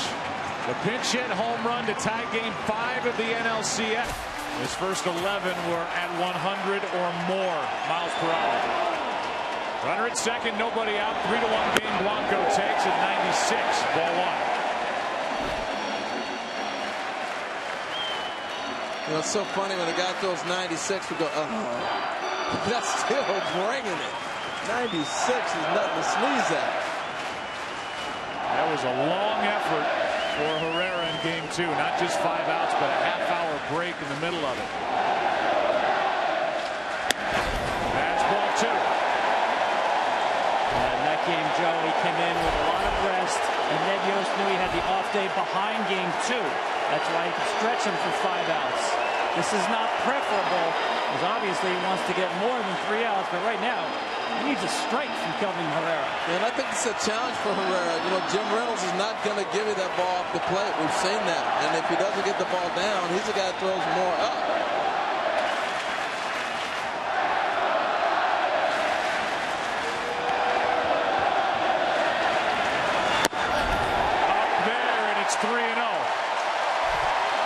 With Panic on deck.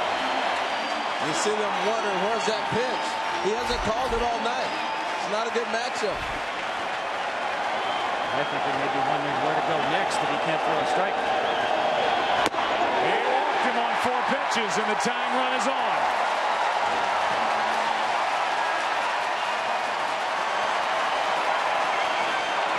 Here comes Dave Island. More work to be done in the bullpen, and now it'll be the left-hander, Brandon Finnegan. But the left-handers are back-to-back here with Blanco, who just walked in Panic.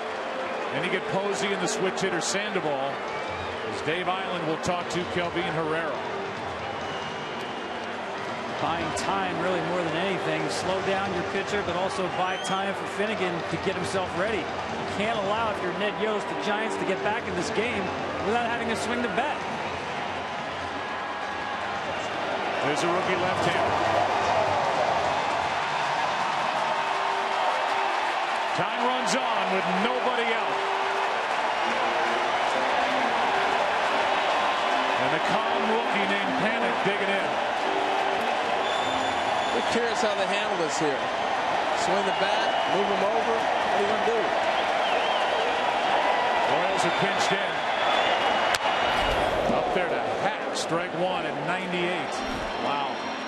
And he did try to ambush him, to borrow a phrase. Only the 7th time he swung at a first pitch this whole postseason. Herrera's trying to throw a strike. Be aggressive.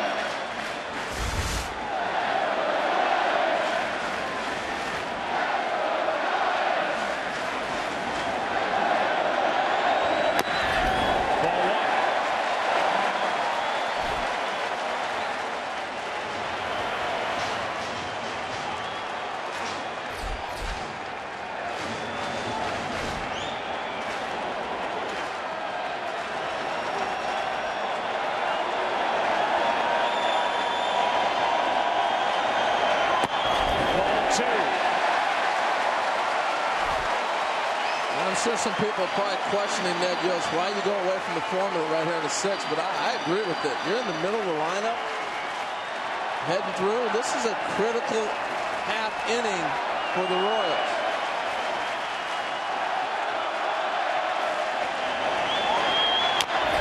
Tough play. He only out at first, and the runners advance like a good bunt to second and third with only one out. I mean, Tom, you talk a lot about a high leverage situation. Do you not want your best guys coming out of that bullpen? Oh, absolutely. I have no problem with the issue. The issue right now is how to attack Buster Posey. Joe, you talked about it's been a long time, career-long drought without an extra base hit. He's thinking base hit here. Well, who else would the Giants rather have? They may have hotter hitters. A guy on deck certainly would qualify. But what the Giants have needed since this guy came up in 2010, he's seemingly been there to deliver. Buster Posey. Been a Rookie of the Year. He's been an MVP. Base hit can tie this game.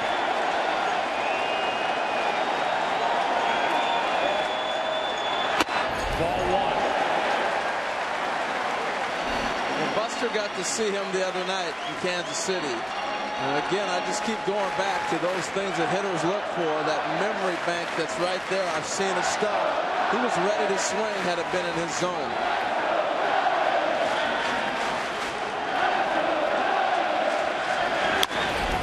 That'll get a run home. Infante stays down on a one-run game. RBI ground out for Posey. Over to third is Blanco. And we're right back in that familiar zone for the Royals and their bullpen. A one-run game. Morse with a big hit of the inning so far. I like the way the Giants battled here and picked up that run. That's a big run. You know, if you want to pull within that one run, now they're one swing away from tying the game at any point in the ball game. Only in the 6th. Here's Sandoval. Pablo 0 for 2. He's got the tying run at third, 2 out.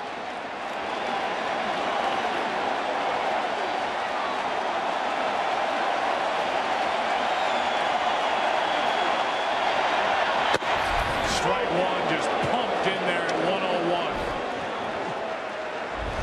He threw a pitch in game 2, clocked at 102. The fastest in the World Series since they started clocking these things. And again, Jim Reynolds with the low strike.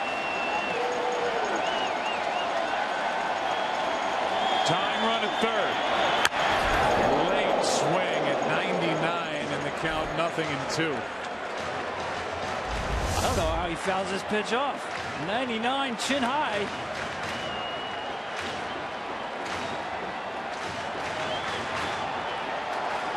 Great bad ball hitter. And a guy who's reached base in 25 consecutive in the postseason. 0 for 2 tonight. Set up. Rounds to first. Hosmer to the bag, and Herrera keeps the lead. It was 3. It's now 1. The Giants keep coming at you. Into the 7th we go, game 3. 3-2 KC. Back after a word from your local Fox station. 100 Direct TV. 7th inning, 1-run game. 3-2 Royals on top. Sergio Romo who started the season as the closer, takes over. Strike one to Infante. Yeah, Romo actually was up in the bullpen before the Giants scored their runs. There's Bochy either changed his mind with Lincecum, or maybe Timmy just wasn't quite right warming up in the bullpen. Infante with a walk and a ground out. Trying to get it started again for Kansas City. That breaking ball, and Infante hammered it foul. He's hot right now. He's not missing many pitches.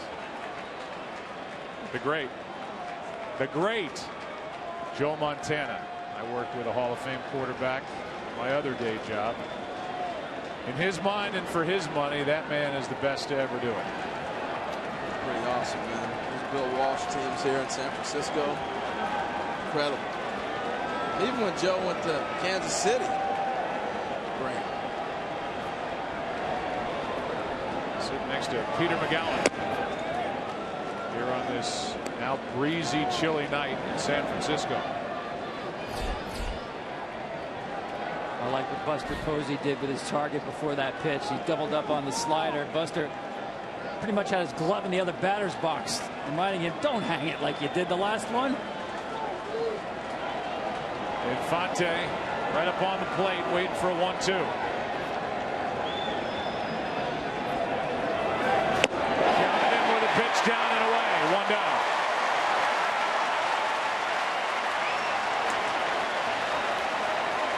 Well, you wonder why the sixth inning is the inning of reckoning. Two of the three best teams in baseball, when you give them a lead after 6, winning percentage 92% and above. And how about in the postseason? You're getting better than that. Perfect 7-0 for the Giants, 4-0 for Kansas City. And look at the trouble for everybody else this postseason. Salvador Perez 0 for 2. He's lined out. Took a good catch from Ishikawa and left to get him with 2 on and nobody out at the time. Back in the second, he tapped back to the pitcher in the 5th. And slider catches the corner to the surprise of Perez. Strike one. Tell you what, you can watch Romo. You know he's going to throw a slider, but he throws 2 or 3 different speeds on the slider. So it's one thing to sit on one, but he changes it up on you on how hard it's going to come in.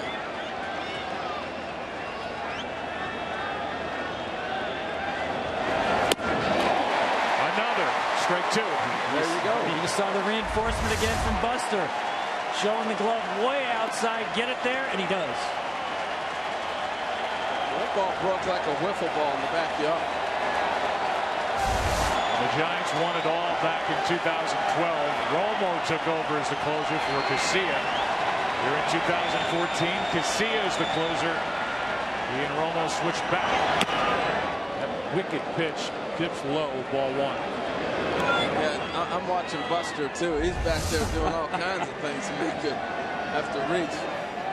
He must have got in trouble earlier in the year by leaving balls out over the plate, because Buster's making sure don't hang one. He's looking like a guy reaching across the table for the mashed potatoes. Perez homered in game 1. Big 2-run double in game 2. Almost moved up and in the batter's box for that swing, and the count still 1-2. Trying to trick him with a fastball. It's hard to throw it too far outside for Perez not to swing. But you see his first move is to dive and try to go get the ball.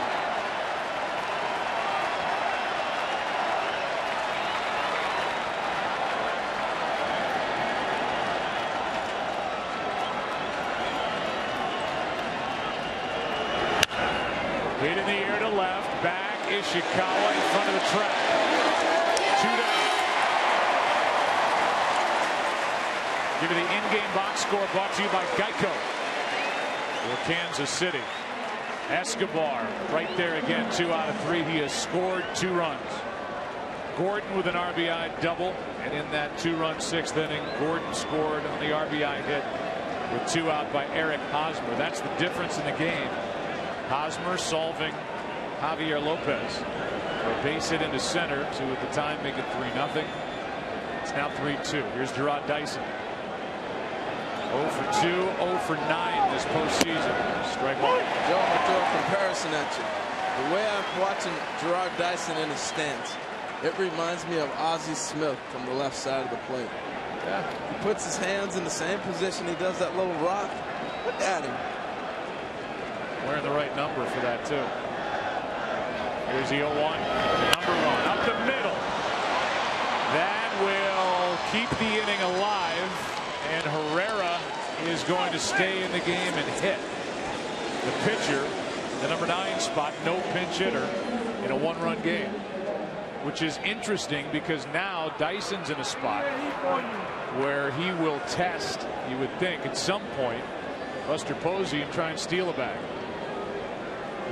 I'd let him steal. Herrera, it's his first plate appearance ever. What would be interesting is he steals second and then they pinch hit. Right now, nobody's up in the bullpen. Finnegan was warming in the bottom of the 6th. But Ned Yost does not want to take Herrera out of the game and clearly didn't want to use a double switch when he brought Herrera in. Stepping into the bucket. Strike 1. And this doesn't look like there's any chance for Herrera here in the 7th. He was leaving. He was getting out of Dodge when that ball came out of Romo's hand. The other thing you don't want if you're Kansas City is you don't want Dyson to get thrown out on a steal and have Herrera have to lead off next half inning.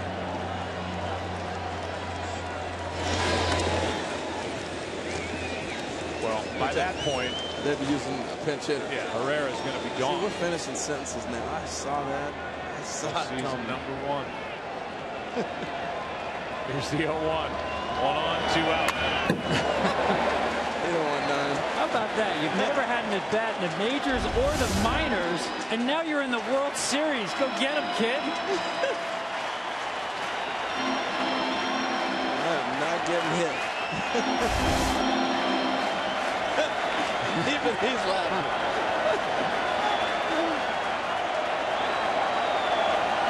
He's thinking about choking way up on Did you see that? Stays down closer to the end. The 0-2. Runner goes. Rock him out. And Herrera, his job is to go back and pitch in a 3-2 game. Give you a game summary here in game 3. An early run put up by Kansas City. The 2 starters really good. Neither one of them could get through 6. This is when this game gets fun. 7th inning, bottom half, 97 from Herrera. Royals up by 1. Pence first up. Finnegan getting loose for the Royals in their bullpen. Belt on deck. You want action? We've got it. Here's a 1-0 pitch. He was trying to pump one out of here and tie it. 1 ball, 1 strike. This is big at bat for me because Hunter Pence is their leading hitter in the Giants roster on fastballs 95 and above. He can square up anything, even the ball over his hands.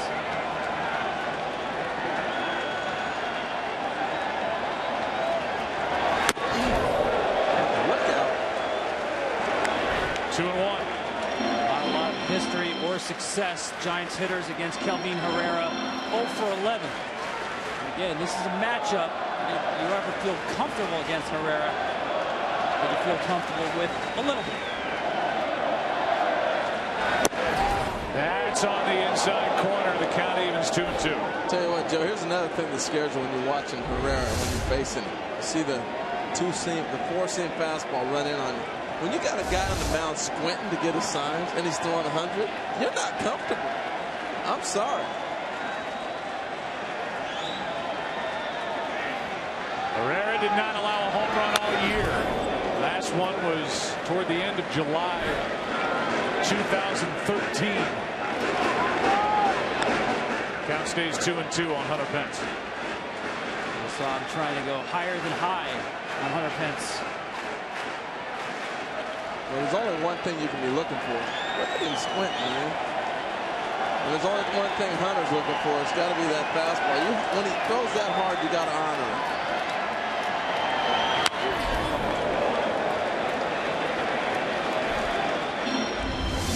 Power against power.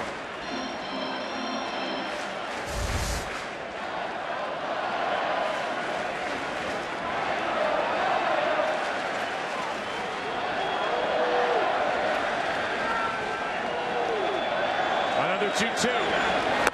Ball 3.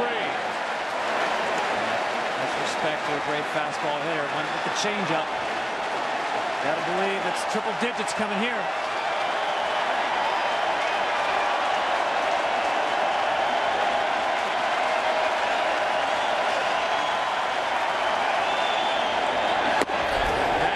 That's a walk to start the inning. And the at bat by Hunter Pence. Tying run is on here in the 7th.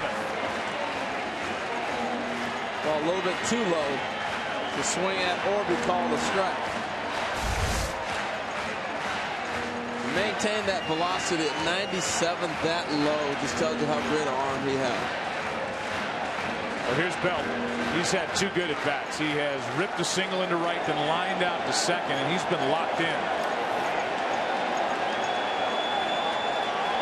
On deck, Ishikawa in the bullpen for the Royals. Finnegan, the left-hander. Strike 1.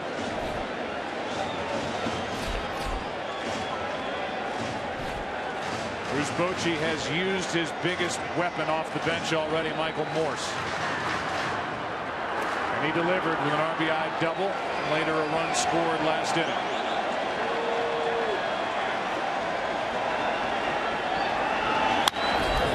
Big rip, strike 2.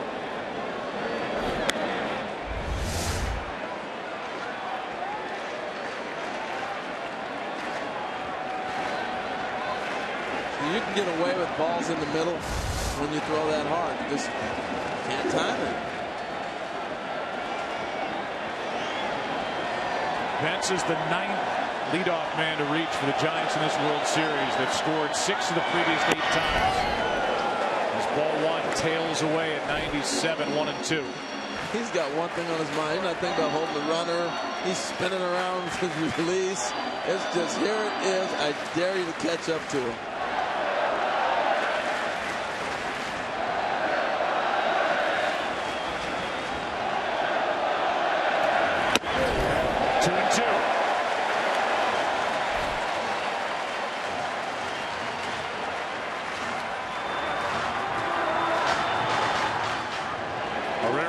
Man last inning. He has walked the leadoff man here. He walked 2 in his appearance in game 2.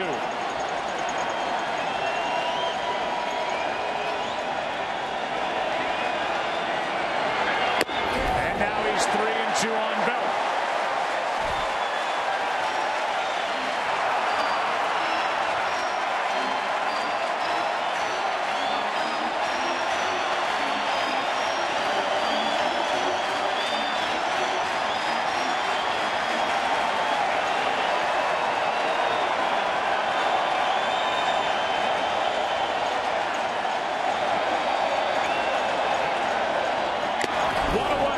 Strikeout for Herrera, his first. The question there was Hunter Pence going to run on 3-2, and because he throws so hard and Perez is already throwing the ball great behind the plate already, you didn't expect him to run there. He got the foul tip and the hang on. Well, now you've got back-to-back left-handed batters. The first one, this man, Ishikawa, who ended the NLCS with a pennant-clinching home run in Game 5.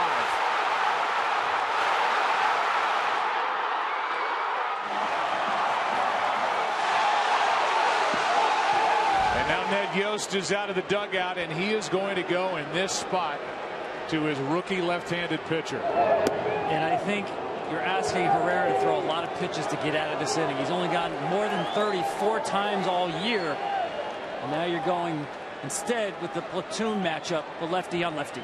He pitched this year in the College World Series. Now he's in the World Series. Finnegan takes over in June by the Royals from TCU. Brandon Finnegan, tough to pick up. Perez batting for Ishikawa. And he takes a ball up and away. He has not worked, as you look at the numbers for Juan Perez this postseason, the right-handed batter. Finnegan has not pitched since Game 2 of the American League Championship Series. It's been a long layoff. Here's a 1-0 pitch. That's in the air to left. Right there, Gordon, 2 out. You heard the bat snap right there. You know, the one thing he's been able to do in between that time is throw simulated games, try to stay sharp. I think if there's one player on this roster who's used to throwing with big rest in between, is a college pitcher. You know, he's the weekend guy. He throws once a week. You know, that type of stuff. That's what you do in college baseball. So it's not as regimented as the major league season is, where I got to pitch every 5th day. I'm sorry, I'm starting. That doesn't happen in college. It's been 2 weeks, just about. He hasn't pitched since the 11th of October, and now because he's the shortstop and not coming out, he gets to face a left-handed hitting Brandon Crawford. Finnegan. 93, up and in, ball 1. Ned Yost intentionally kept Finnegan out of games 1 and 2, really one-sided games late, because he didn't want the Giants to go to school on Finnegan. A different delivery, but guys, what I liked about him after that last out, Mike Moustakas came over with the baseball. This kid had a big smile on his face. He looks very comfortable out there. Crawford tonight 1 for 2. Got the rally started last inning with a hit. There's a breaking ball that misses. And guys, David Ortiz, who worked for us at Fox and Fox Sports 1 for games 1 and 2 of this World Series in Kansas City, said he couldn't see this guy. Finnegan is tough on left-handed hitters, and a kid who made his major league debut at Yankee Stadium on September 6th with 2 scoreless innings. Struck out Derek Jeter, I believe, in that first appearance. And was good in that wild card game. A comeback effort against the A's earlier this month. There's a strike, 2-1. Yeah, the hitters will tell you real quick if they can pick him up or not. And that's high praise coming from David Ortiz. You think about all the lefties he's had to face, from a left-handed specialist to left-handed starter.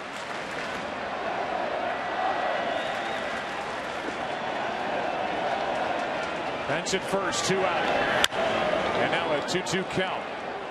Hunter was there with nobody out. A strikeout of Belt on a 3-2 pitch from Herrera.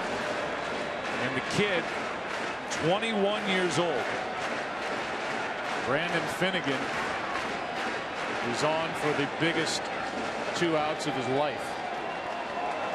A very good breaking ball. It's kind of in between a slider and a curve.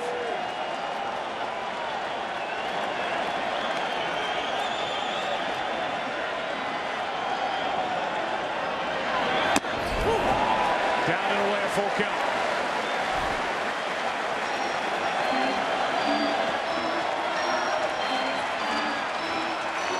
Runner will go, and that will give Pence a better chance to score from first on a gapper.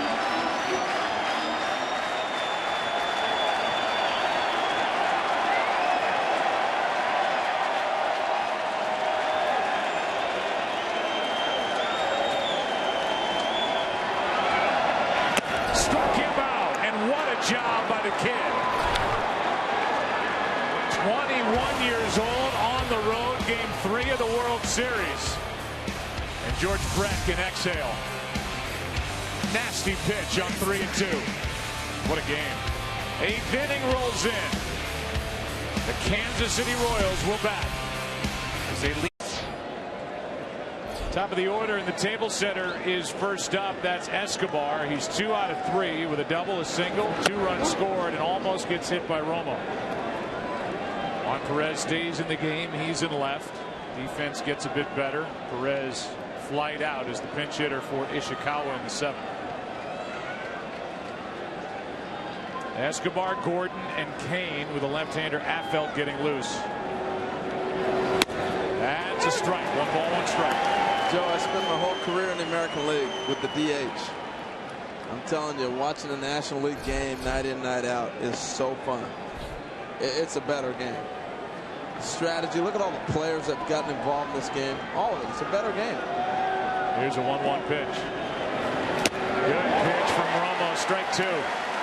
Totally agree, Harold.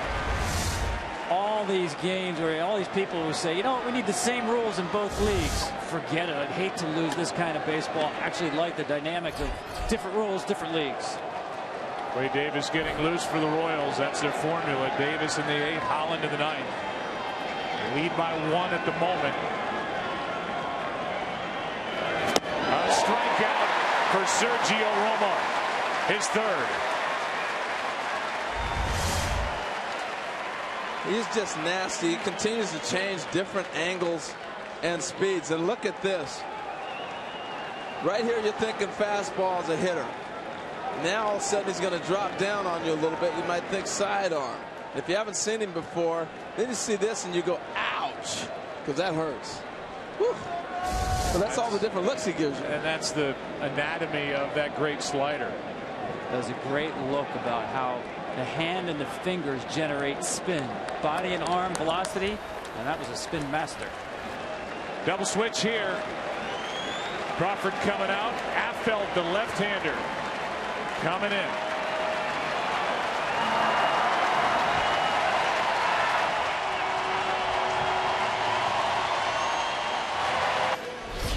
And Affeldt takes over with Alex Gordon at the plate. First pitch, hacking, strike 1.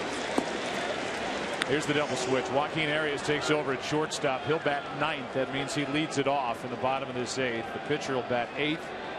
Where Crawford was, and that pitcher is Jeremy Affeldt, who, as I mentioned, has gone 19 straight appearances in the postseason without allowing a run.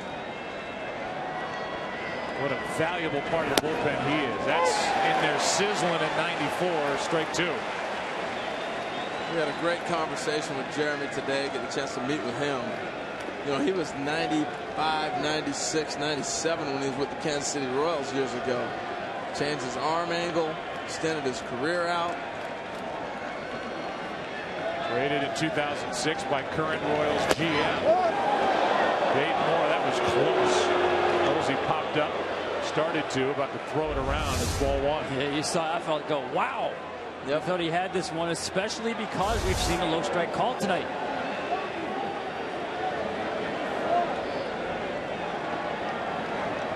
Here's a 1-2 now.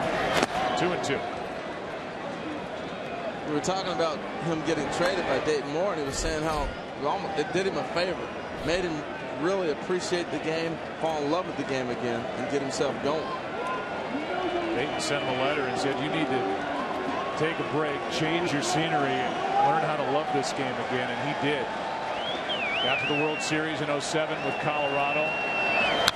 Good rip by Gordon, and now here he is. He's been a centerpiece in that bullpen for Bruce Bochy in the postseason since 2010.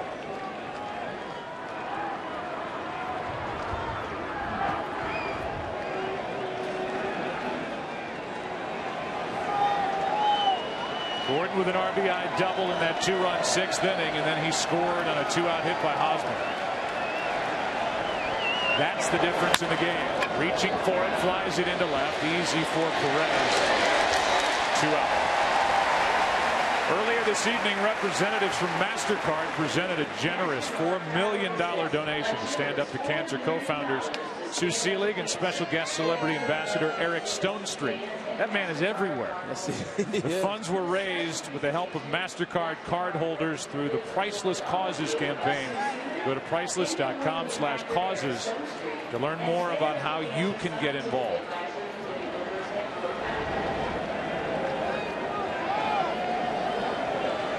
Two out, nobody on. Here's Kane. Ground ball to short. Arias fresh into it. Makes the play. And sends us into the bottom of the 8th. Wade Davis will take over. He's getting set to go. 9-1-2 coming up for the Giants down 1. Mobilizing your world. I got to admit, just my favorite part of coming to this ball. It's awesome. Wade Davis takes over. And so now here we are. I mean, whatever's happened to this point, Ned Yost has it where he wants it. However it turns out, he's got a lead, albeit a 1-run lead, with Davis now and Holland ready for the 9th inning. Arias to lead it off. Took a strike, and now a ball. As Ned Yost would say himself, my job is done at this point. Like the rest of us, sit back and watch. Hey, you know you've had a great year when you're Wade Davis. You have more wins than you have runs allowed. 9 wins, 8 runs allowed all year.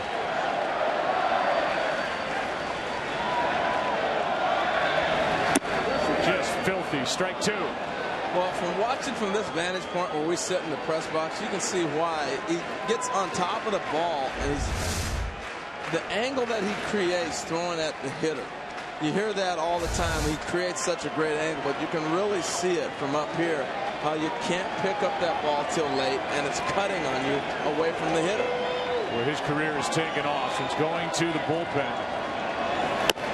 And then he could light up a radar gun at 97, 2-2. He came with James Shields in that deal prior to last year with the Rays for Will Myers, the outfielder, Baseball America's minor league player of the year. What a pickup. Defensive swing, still 2-2. Yeah, he's a guy. Was a starting pitcher last year, late in the season. We went to him, wanted to convert him to the bullpen, and Ned Yost thought, I've got a 2 or 3 inning guy. And he said, Ned, I'd much rather go 3 outs at a time. 1 inning, go as hard as I can. And that's why you saw the velocity go from 93 to 97, 98.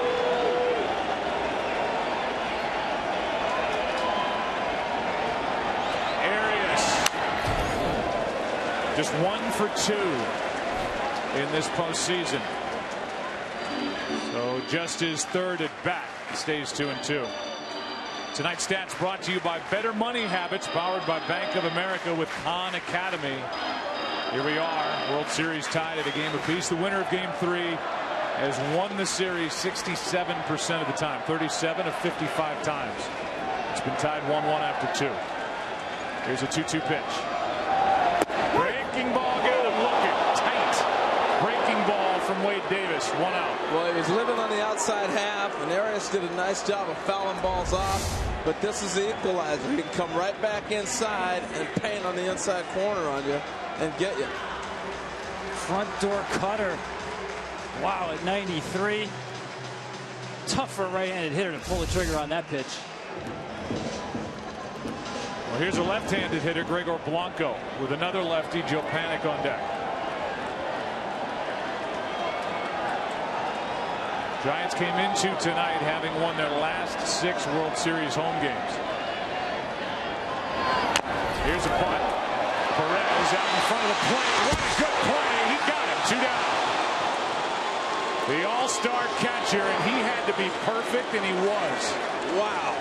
That's a Gold Glove play. And here's what's so impressive. The bare hand, but he snatches it back towards himself. Watch him gather and pull it back right and put his arm in a position to throw the ball all in one motion. A lot of guys will scoop it, keep it forward. He pulls it back, shuffles it in the hand, and gets rid of it. Beautiful play. That was a great shot with those big mitts that he has, that big hand. The ball was kind of back in his hand, had time to get it into his fingers, and threw a strike to first base. Now 2 out for Panik, who homered in Game 5 of the NLCS. Takes a pitch in the dirt, ball 1. No strikeouts for the starter, Jeremy Guthrie. But Herrera struck out 1, Finnegan 1, and now Davis 1. He's got 2 out in the 8th. Spread out on the infield and in the outfield as Panik, the rookie, takes a strike. He's rolling. Davis is on fire. No matter where Perez is moving back there, he's hitting the glove.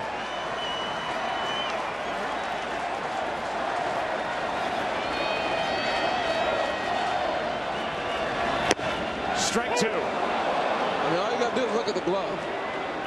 When he gives his sign, sets the glove, just leave your eyes on it. He's going to dot it. Amazing.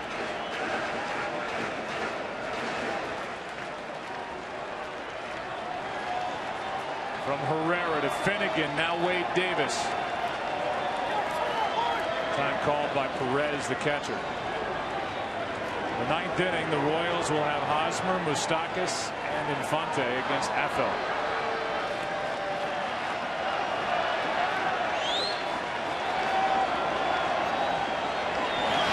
He went around and 2 strikeouts in the inning and a shutdown piece of work from Wade Davis. And the reaction of the Power and Light District back in Kansas City. We go to the ninth inning of Game 3. Royals hanging on as they lead by 1. What a game, and more of what we are accustomed to seeing this postseason.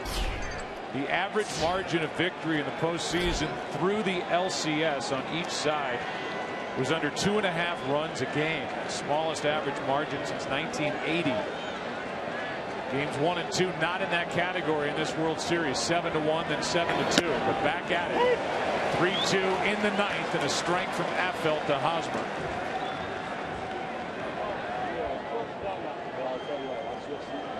Holland getting ready on the right. He's the closer for the Royals. The closer for the Giants getting ready on the left. We may see Casilla before the end of this top of the ninth. Strike 2. Well, you know, Affeldt's got the next 2 hitters. The next being Hosmer and then Moustakas for sure, the 2 lefties. And we'll see. Wind right now is howling out to left. It'll be the heart of the order for the Giants in the bottom of this ninth inning. Posey, Sandoval, and Pence. Ball 1. How about a bat by Eric Hosmer? Look at the win there. That 6th inning, 11 pitches. Back to the inning, Joe. Alex Gordon in the 2-hole. Ned Yost said, we hope to get him pitches to hit with Escobar on base. Exactly how it worked out. And then Hosmer with the big 11-pitch RBI. Shattered bat, left side, tough play, weird. Sandoval for out number 1. Wow, how about those hands? That was incredible. He starts to reach with the glove, and he gets a nasty spin. Watch the spin, and he reacts with the bare hand to snatch it and make the throw. My goodness. When it was hit off the bat, I'm saying you better catch it in the air. You're not going to have a play. Look at the English on that, Tom. Wow, have we seen some defense in this game today, infield and outfield. Don't let the body fool you. That is one terrific athlete. Instead of Panda that came paw stuff. Well, when we talked to him before Game 2, he was proud of his hand-eye coordination. Yes. You were asking him, how do you do all these things? A guy who can pitch left-handed. That's how talented he is. What a good athlete. Beloved here in San Francisco in the final year of his contract. He said, my hand-eye coordination is strong. I need to show it right there. Here's a fly ball into right. It'll hang up off the bat of Moustakas. The wind pushes it 2 out. We look ahead to tomorrow night on a Saturday night in San Francisco, Game 4. And the starters, we are down to Jason Vargas, the left-hander, against Ryan Vogelsong, the right-hander. Coverage begins at 7:30 Eastern. And that's it for Affeldt. He faced 4, he retired 4. He worked in Game 2 through 1 pitch and finished off the at-bat that Lincecum could not. Here he is trying to keep it a 1-run game. Infante takes a strike. Well, we've seen some pitching and some defense tonight. Starters were good, relievers good. Defense of Kane and right. We saw the play by Sandoval moments ago at third. Good, terrific. These 2 teams are sharp. The 0-1. That is strike 2.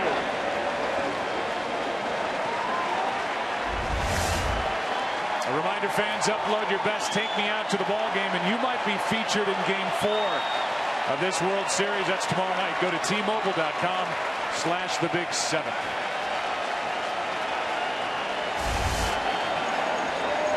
How good will the bottom of the ninth inning be? Seems to never be easy for the Royals with Holland. And the big bats are coming up for the Giants. At the moment, down by 1. The 0-2. Yeah, let's go to the bottom of the 9th. And here they come. Buster Posey. And when all 3 pitch this postseason, 8-0. For Greg Holland, his last blown save was July 24th against the Indians. He has saved 26 straight since then.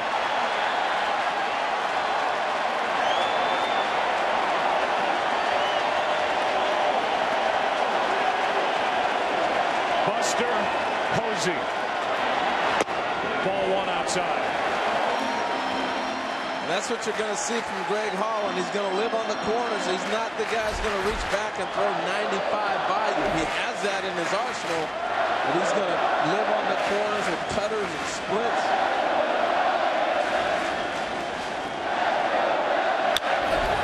Fly ball into left. To his left is Gordon. 1 away.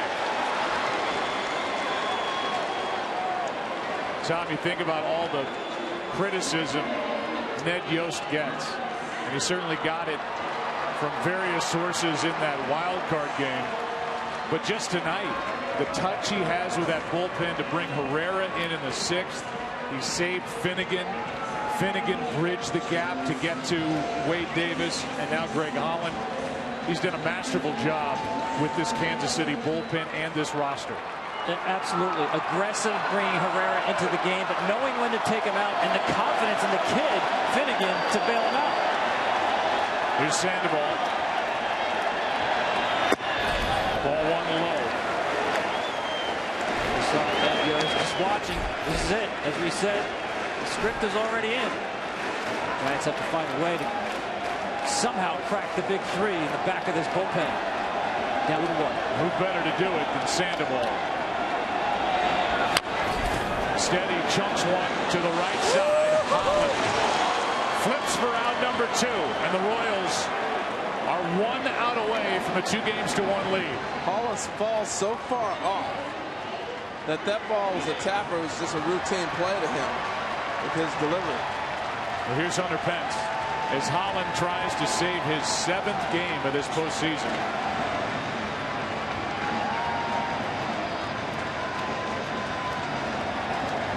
In case you're wondering, Greg Holland is not allowed a home run in his last 43 appearances, including this postseason. Hence, homered in game 1. Strike 1 from Holland. There's that slider. He knows that is a dead fastball hitter at the plate right now. Get ahead slider. The wipeout one travels out of the zone.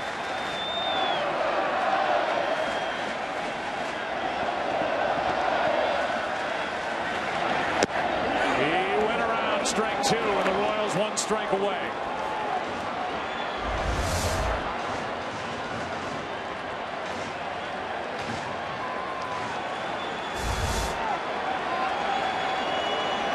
A well-pitched game. The front end, at the back end, great defense.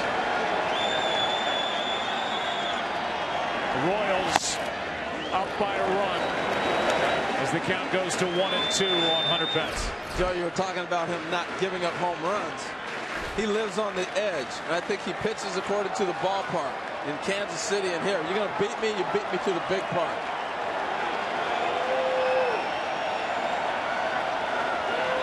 Pence. Back to Holland. Royals take game 3. And the bullpen for Kansas City does it yet again. Herrera, Finnegan, Davis, Holland, and the winner, the starter, Jeremy Guthrie, his first career postseason win. This was a great game for baseball. The pace it was played at, the execution, the defense. When pitchers are sharp, defenders are sharp. The race to 6 innings, and the Royals won it. And how about Jeremy Guthrie, the start he gave this Royals team? Guthrie got into the 6th. And then the bullpen took over. Herrera bailed the starter out in the 6th inning tonight, just as he did as they celebrate in Kansas City in Game 2. So it's Herrera again in the 6th inning, stopping the bleeding, and then the rest of the guys do their thing. And I tell you what, on the Giants side, this brings Madison Bumgarner into the conversation for possible Game 4. That question was asked of manager Bruce Bochy before the game. Would you bring Bumgarner back on short rest tomorrow in Game 4? And he did not completely shut the door on that. Not likely, but not impossible. Down to Aaron Andrews. Joe, thanks so much. Here with Eric Hoffner. Happy birthday, by the way. Appreciate that. Thank you very much. Absolutely. 6th inning, big one for you. 1 for 4 with an RBI tonight. Your breaking out party in the postseason continues. Why? What has it been in October for you? Why? We're just battling. We got a bunch of guys in here that are battling, and we're getting key hits in key situations. Gordo had the big hit there, guy on second, and anytime we got the bullpen coming in, we can get some insurance runs. Those are huge. Ned Yost told us today it just all seemed to come together for you guys in the wild card game in that 7th inning, and just you guys are continuing to grow. What have you figured out here about yourselves in the World Series? We just show no fear. That was a crazy game, and we had our back against the wall. We had our season on the line, and we continued to battle. And it seemed like once that game was over, it was an exhale for us. And you put us in a series. We know we have a dangerous team when this postseason baseball comes, and we're just trying to get leads and hand them off to our bullpen. And they were a dangerous team here, the Giants. They had won 6 straight World Series games until tonight. How big is this? Huge. We knew it wasn't going to be easy. Even when we're up 3-0, and they came back fighting there. It's these games are never going to be easy. So that's a tough team, and these games are going to come down to the wire like this. But this is a huge win for us, and hats off to the bullpen for holding it down for us. So you get the win. What are you going to do tonight for the birthday? I don't know yet. I'm just glad my family's here. They got to see it, and I'm just glad we got a win of all things. Congrats. Thanks. Appreciate it. All right, Joe. All right, guys. Thank you. Well, what a game. If you like baseball, you had to love this one. No matter who you're rooting for, this was a well-pitched, well-played, well-defensed ball game here in Game 3. Timely hitting. And the Royals win on the road.